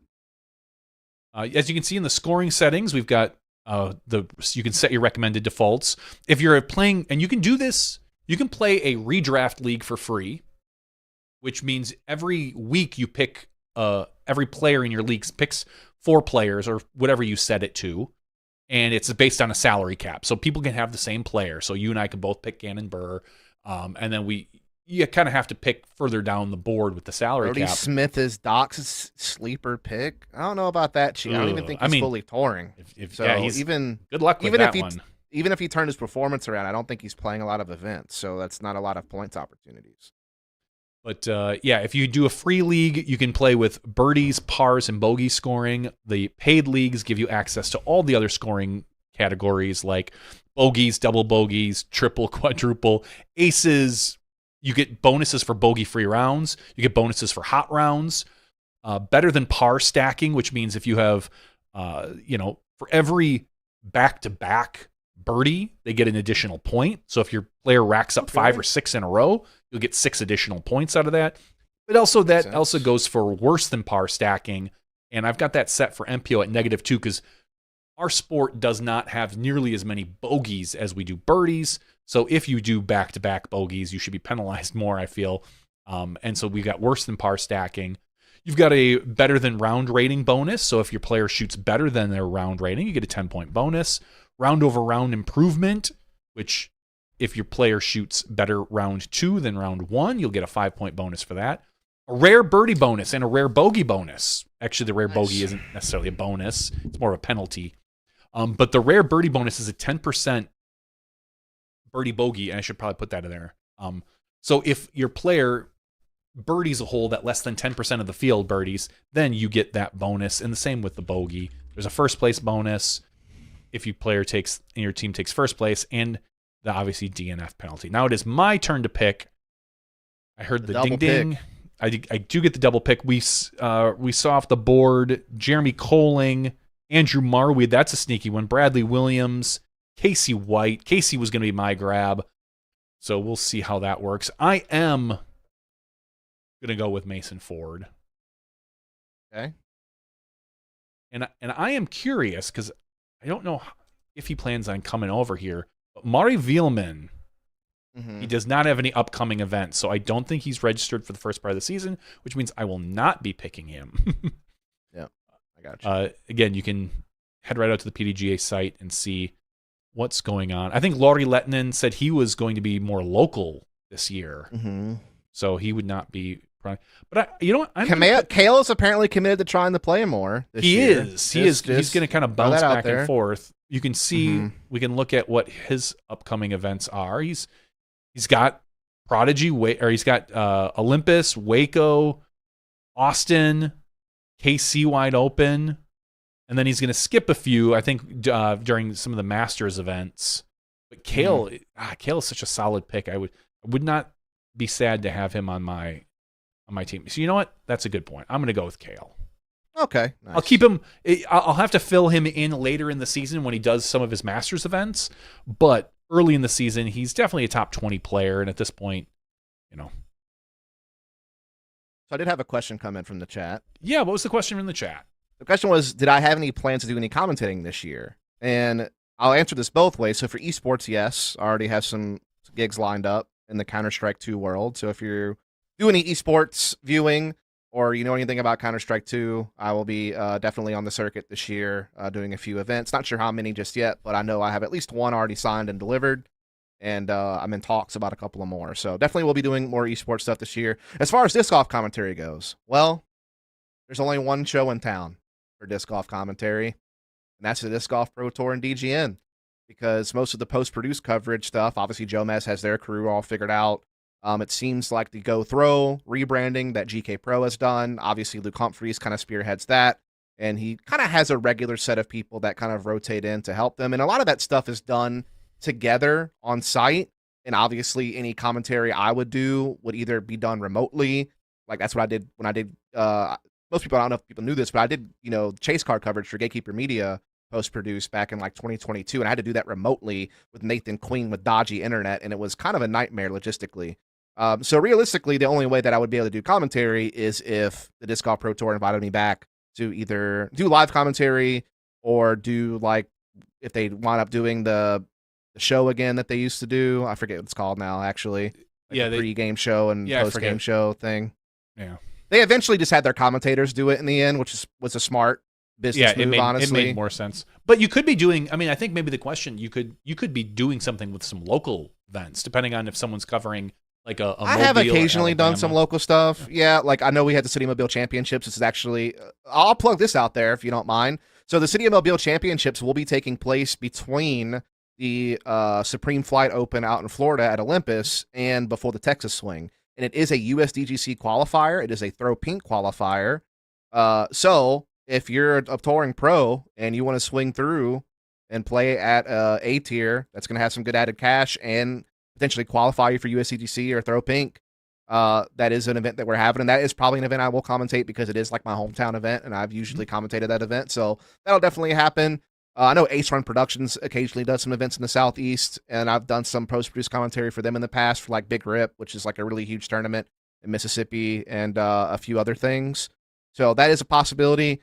And look, I'm always open. The door's always open. If Disc Golf Pro Tour is interested in adding on another host or commentator or something into the rotation, like I'd obviously be down to do it. But, last year was a tough one where I kind of had some stuff booked and then I didn't get laid off. I was an independent contractor, but I did have plans to be doing more stuff for the Disc Golf Pro Tour that fell through in the end. So I'm not really sure what is going to happen with that going forward. But obviously I'd love to still stay involved in the sport for sure. As it's now back to me. Oh, it's back to Dustin. Ray mentions on the board, do we prefer the current media landscape compared to 5 years ago? It seems like the cost of post-production outweighs what anyone will get out of it except the big dogs. That's 100% true. I know, that's 95% true. I would say that there is probably very little room for a production company to make a decent living touring the country. Now, I think it's possible if you could hit the right A tiers in off weeks. I think that could happen, but you're not doing anything on the Pro Tour because that's locked in, clearly. And then you've got your regionals, your regional companies that are doing all sorts of random events. Terry will do some here in Wisconsin. You've probably got your Pacific Northwest guys, probably the crew over in Charlotte and whatnot. I know Ace Run obviously tends to be in the Southeast quite a bit. Yeah. So, yeah, I do we prefer it? So hard to say.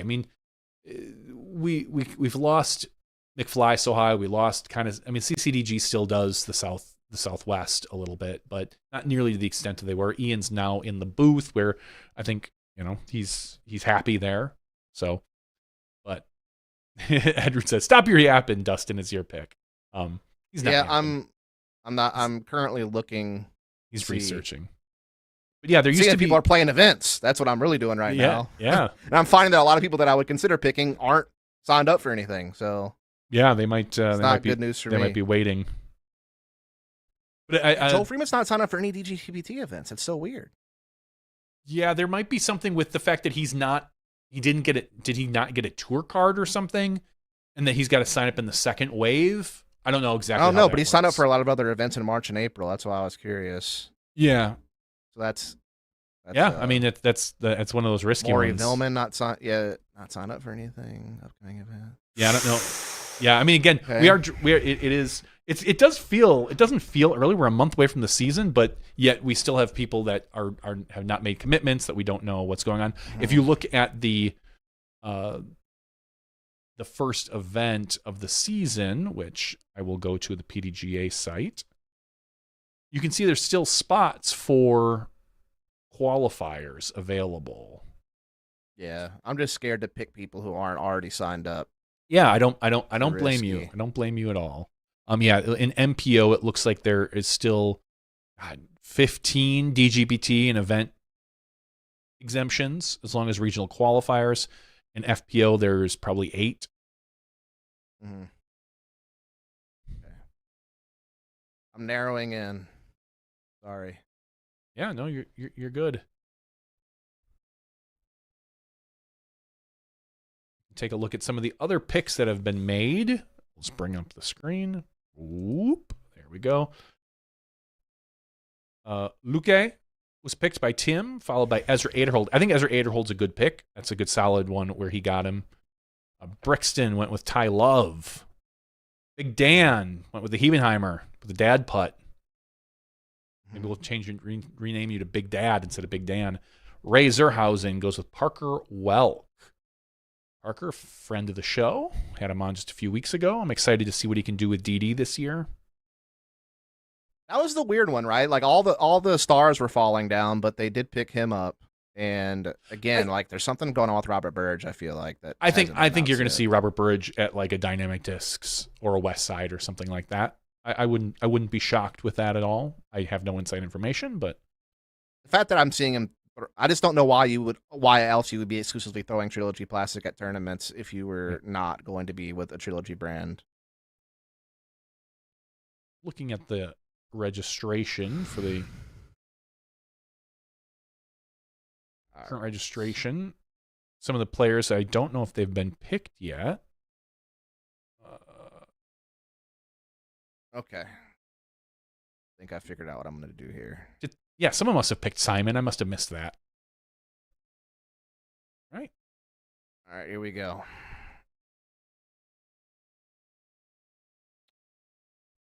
It's my first one. Yeah, Simon Lazat's been picked. That's what I thought.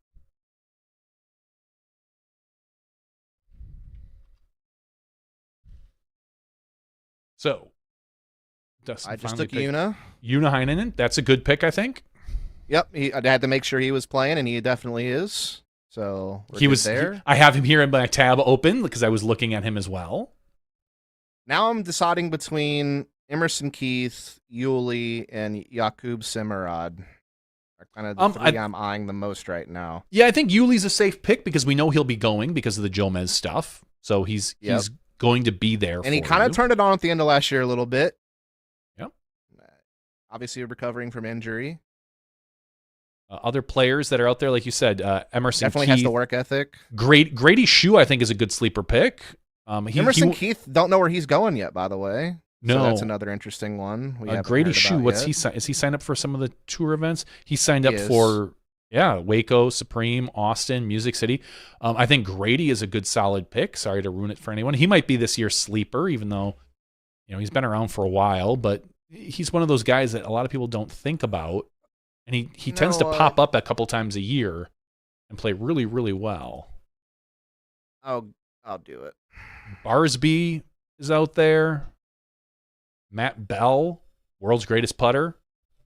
He might, I don't know if he was picked or not. Raven Newsom. Ty Love was picked. Bobby Burridge. I went ahead and took Yuli. You took Yuli. All right, that's a good one. I did. I took Yuli. World so my starting lineup for MPO is complete. Gannon Burr, Matty O, Corey Ellis, Una, and Yuli. All right. And then my FPO starting lineup also done. Ella Hansen, Valerie Mandahano. All right, so we got the starters out of the way. Ray went with Natalie. Most people are at that point now. Ray went with Natalie Ryan. I didn't see what events Natalie was signed up for. I'm assuming. Did not either. She played really well at Olympus, if I recall. I do not see her signed up in Florida, which is not a shock based on the current political climate and being in Florida. But my guess is that she will be a very solid contender at a few of the other events.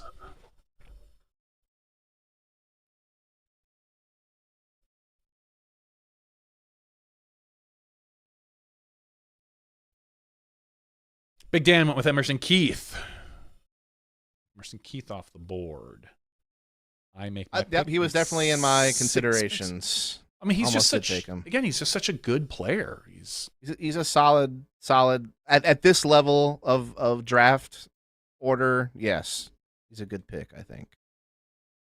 And to agree. I already have my no, I need one more starter for MPO. Right now I've got Ezra, Evan, Mason Ford, Kale LaVisca. And Kale, I feel like, is he's not a solid starter. He's a part-time starter. So I'm going to have to pick somebody with a good bench spot that will probably have to fill in for Kale for quite a few weeks this season. Yeah. The FPO bench spots are going to be tough. That's going to be the real tough ones. Because if I look at who's left in FPO, I mean, Heidi Line obviously solid. Mm-hmm. But then after that, I don't know. I really don't. Because I'm not sure if is Macy Valadiaz making a full I mean, she definitely has I don't see her signed up for anything. So I don't know what's going on with Macy. I don't know. She didn't have a tour card this year. Okay. Because of she not playing last year. She might get some sort of tour card exemption later. I would guess she's going to be playing events. Doc Zen steals Grady Shoe from me. Tim steals Vinyl Makala. Both of those were on my list. Clint Carson. Katie Asalu, good pickup. Yep, Katie. All right, I'm going to show my screen again. There we go. Let's do a search for FPO. Those people were both in my favorites, and you made me remove them. Let me look here. Yeah, if I look Katie at Asalu was one of the other announcements from Prodigy. Mm-hmm.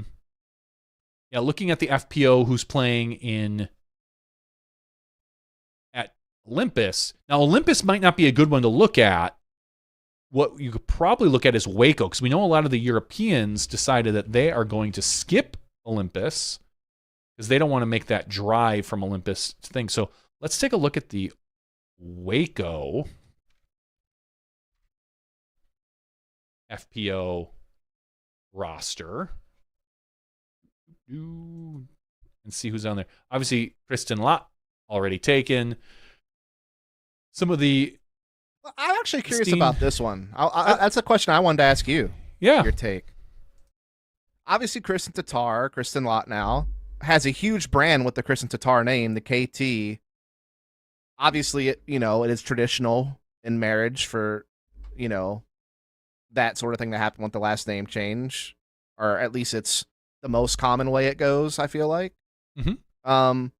But I know that in a lot of cases, when someone has a massive brand around them, they'll either do kind of the double last name situation, or they will just kind of keep their original last name because that is the name that they're known for. And you see this probably more primarily with higher profile celebrities, like actresses and musicians and stuff like that. Sure. So at the end of the day, it's your personal choice, and I think you have to just do whatever you want to do. But I just wonder if that will.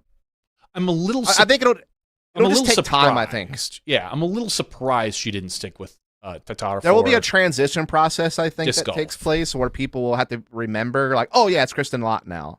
I don't think it's going to be a big deal. She's obviously still incredibly popular, incredibly successful, incredible ambassador for our sport. Not only, just abroad, the fact that she was in that cool Nike commercial.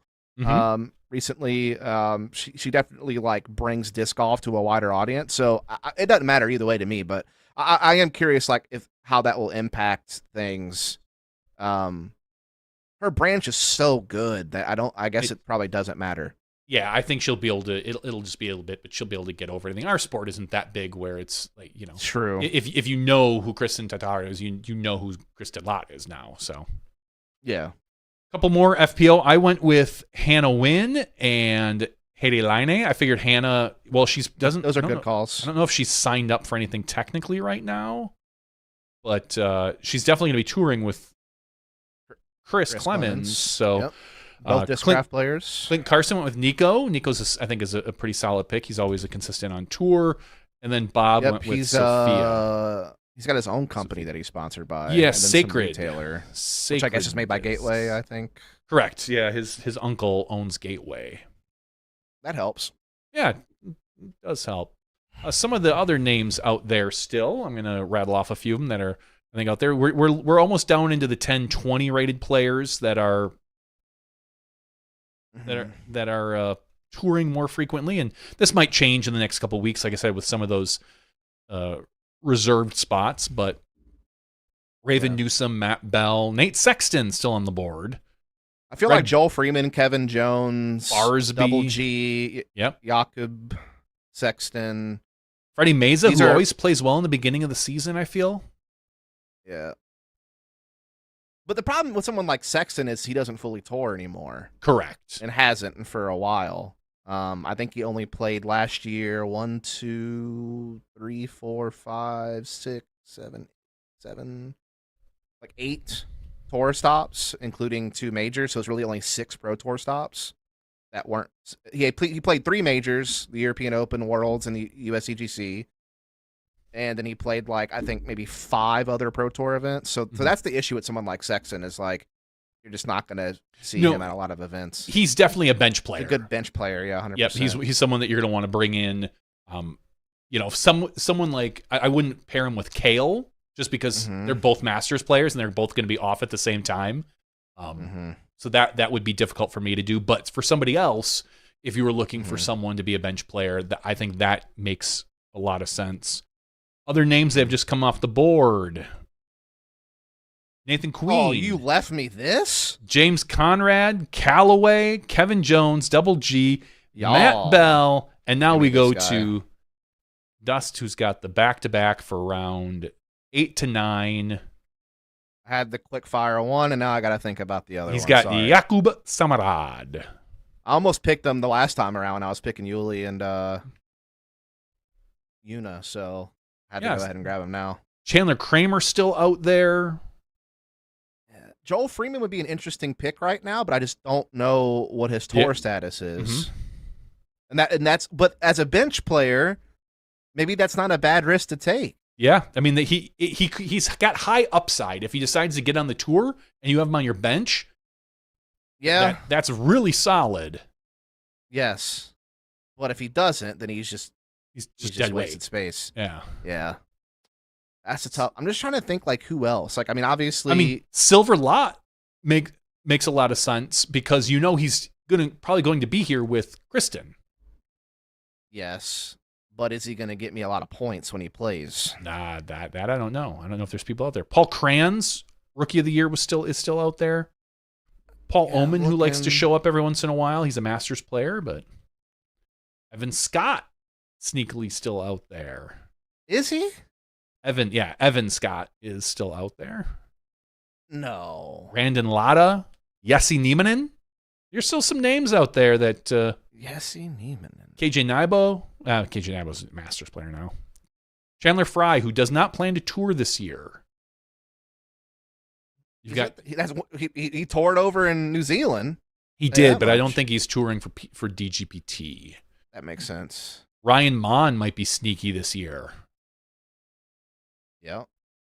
Won all the freaking junior AM majors last year. Mm-hmm. Yeah, we're starting to get towards the end here. Eric Oakley still out there. Let me look here real quick. I think I might have. I know. I do wish there was a way that I could designate people who have, without doing it manually, designate people who have tour cards, but I can't. Yeah. I'd have to manually put all that information in, and I ain't about to do that. That just leaves too much room for error. All right, Dust, what you got? I know. I think I'm about to make a selection here very shortly. I've got 2 picks left. Wait, 3 picks left. I've got 1 starter. I still need an MPO starter. Ooh. You still need an MPO starter? Wow. Okay. Yeah. You know what? I filled up my FPL bench. For a bench player, I'm gonna risk it.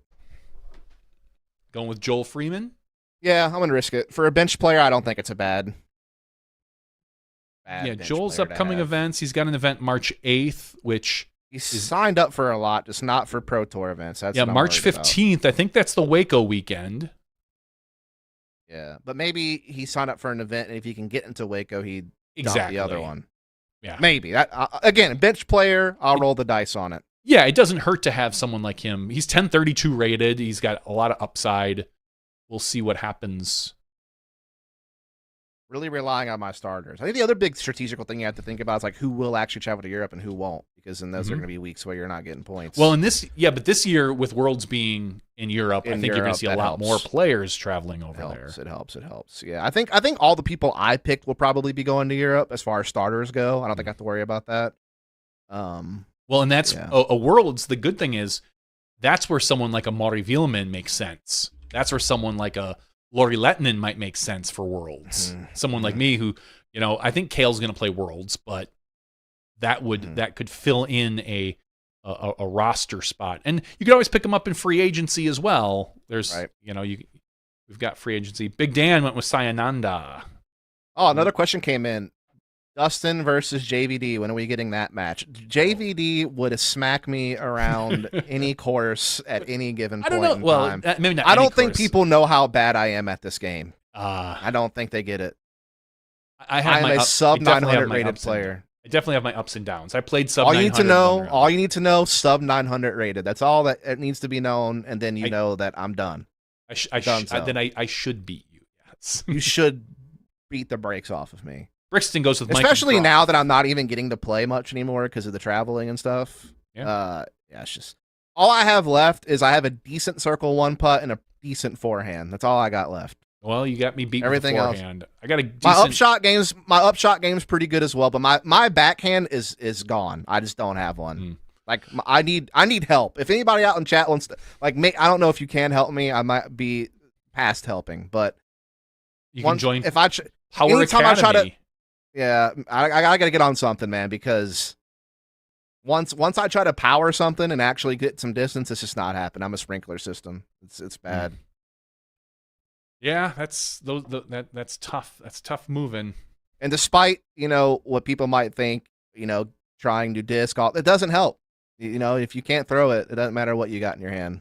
So, yeah, my approach game is definitely weak. I know that. That is one of those things that cost me a handful of strokes at the Memorial, where I went to throw a putter up and I blew past it by 25 feet, or I came up short. What's your range? What would you consider your short game range? Anything from about, I would say, 90 feet to 150 feet. See, I feel pretty good in that range. That's a weak range for me. Now, what I should be doing... Because 90 is like a hybrid putt throw for me. It is. It's like a jump putt for the most part is what I can do from there. But then, like my short games, I just can't, here's the deal. Like, my max distance, if everything goes perfect, I'm talking and so it's only going to happen once every 30 times or something, is 360 feet. That's it. That's all I got. Best case scenario, 360. Average, legit, what I could probably produce regularly is somewhere between 300 and 330. Somewhere in that range. That's a solid. All I got. It's a solid range, honestly. That's not bad. I mean, it means I can attack most short to medium range par threes, and on a par four, that's a reasonable distance. I still have a chance. Yeah. But if you put me on a over 350 foot par three, I'm kind of just dead on those holes. Circle two putt at best for me. A lot of people are. I playing in the Am Masters field. I saw that as well. That was a lot of people. I mean, I'm fortunate that I can throw, regularly 350, and then with, See, my goal used to be to hit 400 because here's the thing. I got started playing disc golf right before COVID. And then when COVID happened, I went all in. And so I've been playing for I guess it's 4 years now or something like that. And for a while, I was on a steady, I guess this goes for anything in life when you're first starting. You kind of have a decent incline of getting better for a decent amount of time. Then you'll hit some plateaus. and maybe you'll stay on that plateau for a while. Then eventually you'll find a breakthrough and you'll start to make progress again, right? And you kind of go through these series of plateaus and growth. I for the first time ever have gotten worse, which is I haven't done that before. I've actually like I said, I've kept my forehand pretty good. My putting's still pretty good. My upshot game's still pretty good, but my backhand off the tee has just went down the toilet. Like I almost feel like I'm back to like when I first started. It's probably not true. I'm probably exaggerating, but it's it's not pretty. It's not pretty. No, you're fine. You're fine. Some picks off the board. Bob Goyke goes with Alexis Mondahano. Clint Carson went with Connor Rock. I went Raven Newsom and Chris Clemens. Clint Carson pulls in Stacey Ronsley. We are in Stacey Ronsley is not touring this year, so you have unlucky there. True, but she might play some local events, or she might play a regional DGBT event. Yeah, she might play a regional DGP event. Yeah, but so she's not on the. I don't know anymore. where she's regional to, though. I guess that's. I don't either. I just remember her posting an Instagram post recently that was talking about it. So yeah, Doc Zen goes with Jake Mon. We are in the middle of the 10th round. We've got basically everyone has about one more pick. I'm the last two picks, I think, of the draft. I've got one pick remaining. All I can do right now is pick FPO bench players, so I mean, I'm kind of done. I've got one MPO player remaining, and this is where I would look for like a high-rated European player, like Amari Vielman, Timo Hartman. Okay. Now that I feel like you're definitely FPO top heavy on your starting. I am a little bit, yeah. Which is not a bad thing. No, and hopefully and again, this will be a good year to find out how the scoring system really plays out. Because I feel like my FPO stars are still really strong because I have Ella Hansen and Valerie Mandahano, and then I have Gannon Burr. So, yeah, I mean, Gannon should rack up points for you. And Matty O is usually going to be in the top 20 as long as he's consistently competing. Doc went with Jake Mon, and Tim went with the other Raven Klein from FPO. Not bad. She honestly, this offseason played very well. At the end of last season, Raven Klein might be the FPO sleeper of the season. Did someone take Jake Mon's brother? Ryan Mon? I don't know if Ryan Mon has been taken. I don't see him, so someone must have, unless he wasn't on this. He should have. I think Ryan, you can do a search for. No, he's still out there. He's 10-15 rated. Oh, it doesn't matter. Doesn't matter for me because I've already. Correct. Picked. Ryan Mon is still out there. Ryan Mon with the unique forehand throw that comes way close to the ground. For some reason, when I'm searching Ryan Mon, it's not popping up for me. Maybe it has like. Oh, because you're probably only. I bet you it's filtering your search based on only FPO. Yeah. Yeah, I'm not even allowed to look at it. You might have to click the show picked players. I don't know if that works for you either. But that does. But it's still locking me into FPO. Is it still locking you into FPO? Yeah. I wasn't sure how I set that up. I mean, I guess that makes sense though. That it just says nah. Don't be bothering looking at that. You can't. Don't bother looking at that. You got something else to focus on. Yeah. I got you. Some local people like a Scott Withers might play a DGBT event or two this year. Like I said, Freddie Meza has always played well at the beginning of the season. He's been very consistent in the South. Mm-hmm. He's kind of that Texas. I believe he's from Texas. Oh no, he's actually from Mexico. But yeah, he's always performed very well. I wouldn't be shocked to see him come to Olympus and the Texas swing, as well as you might get him one or two more events out of him.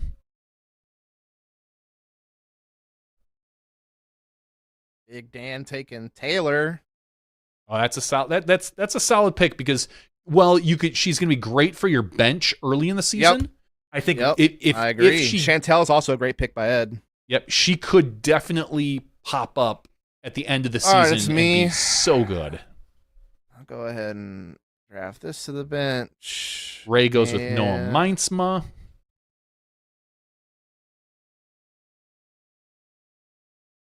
Oh, I'm doing it. Yeah, I gotta have the legend on my bench at least.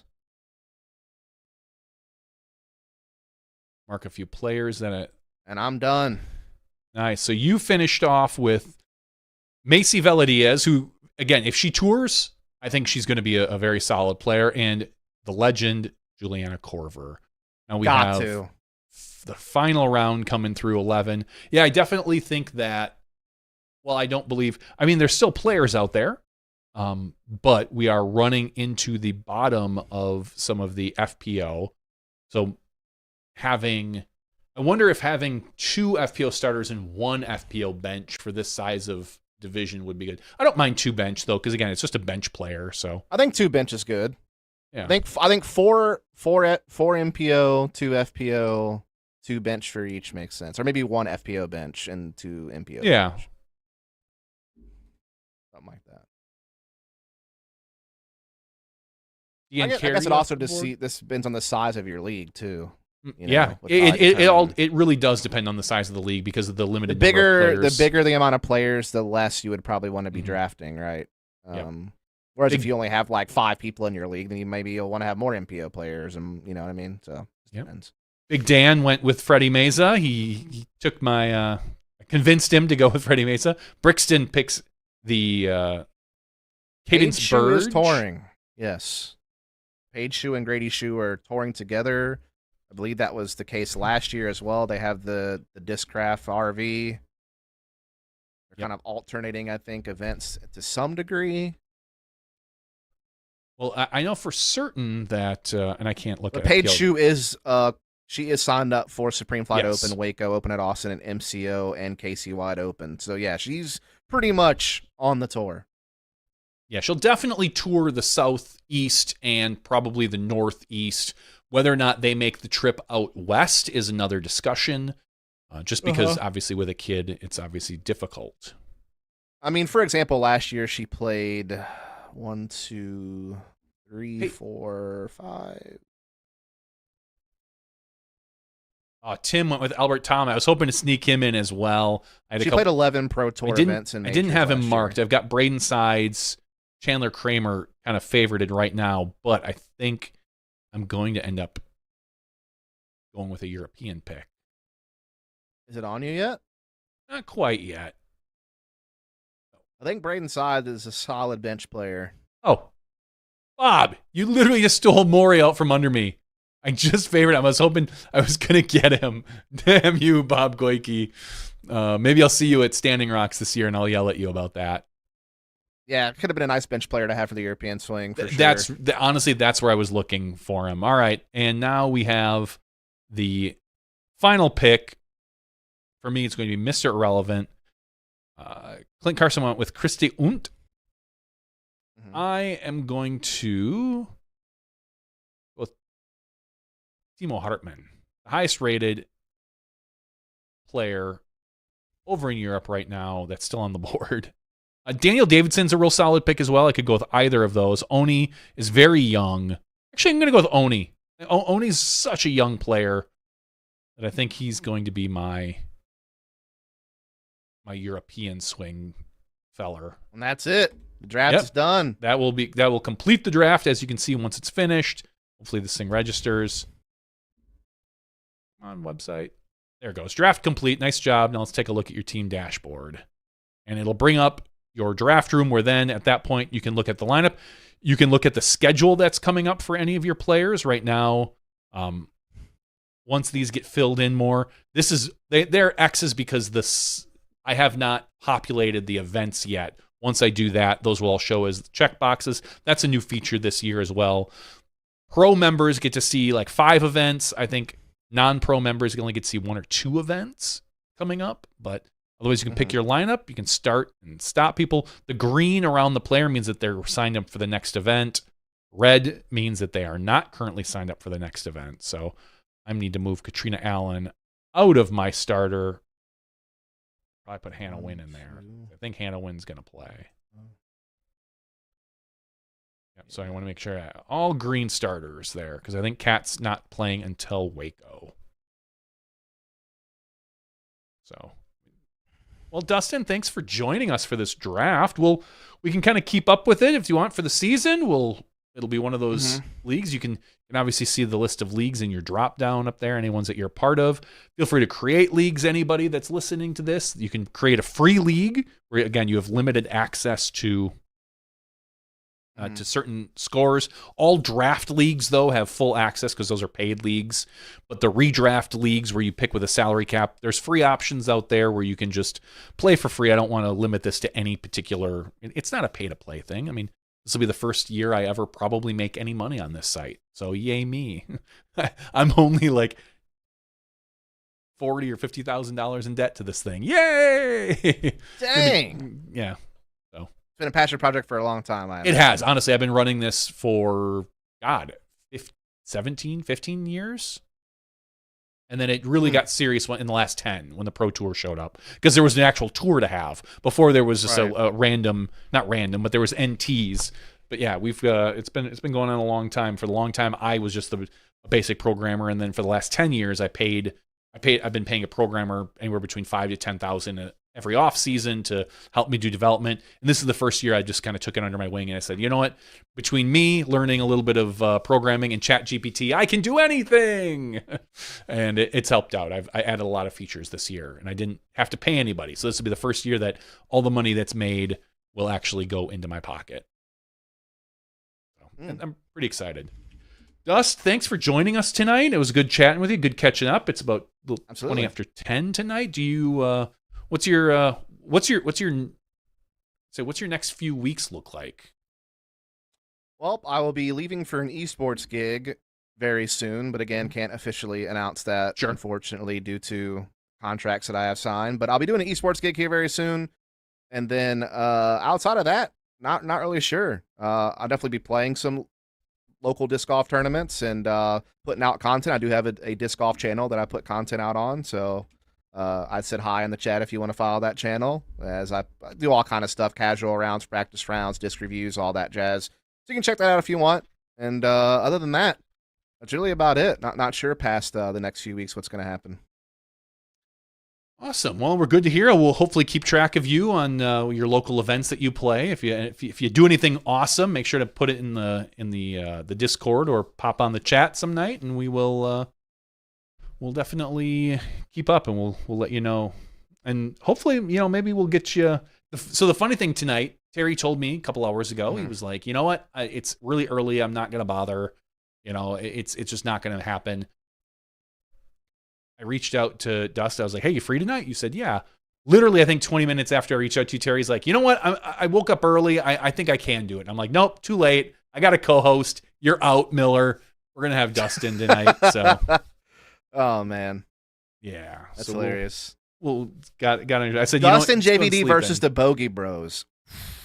I've never watched anything from the Bogey Bros, so I don't know anything about them as far as how good they are. Do you know who they are, at least? Isn't that... It's two guys in Foundation. Yeah, it's Trevor and Hunter. Trevor and Hunter. I don't know how good they are, though.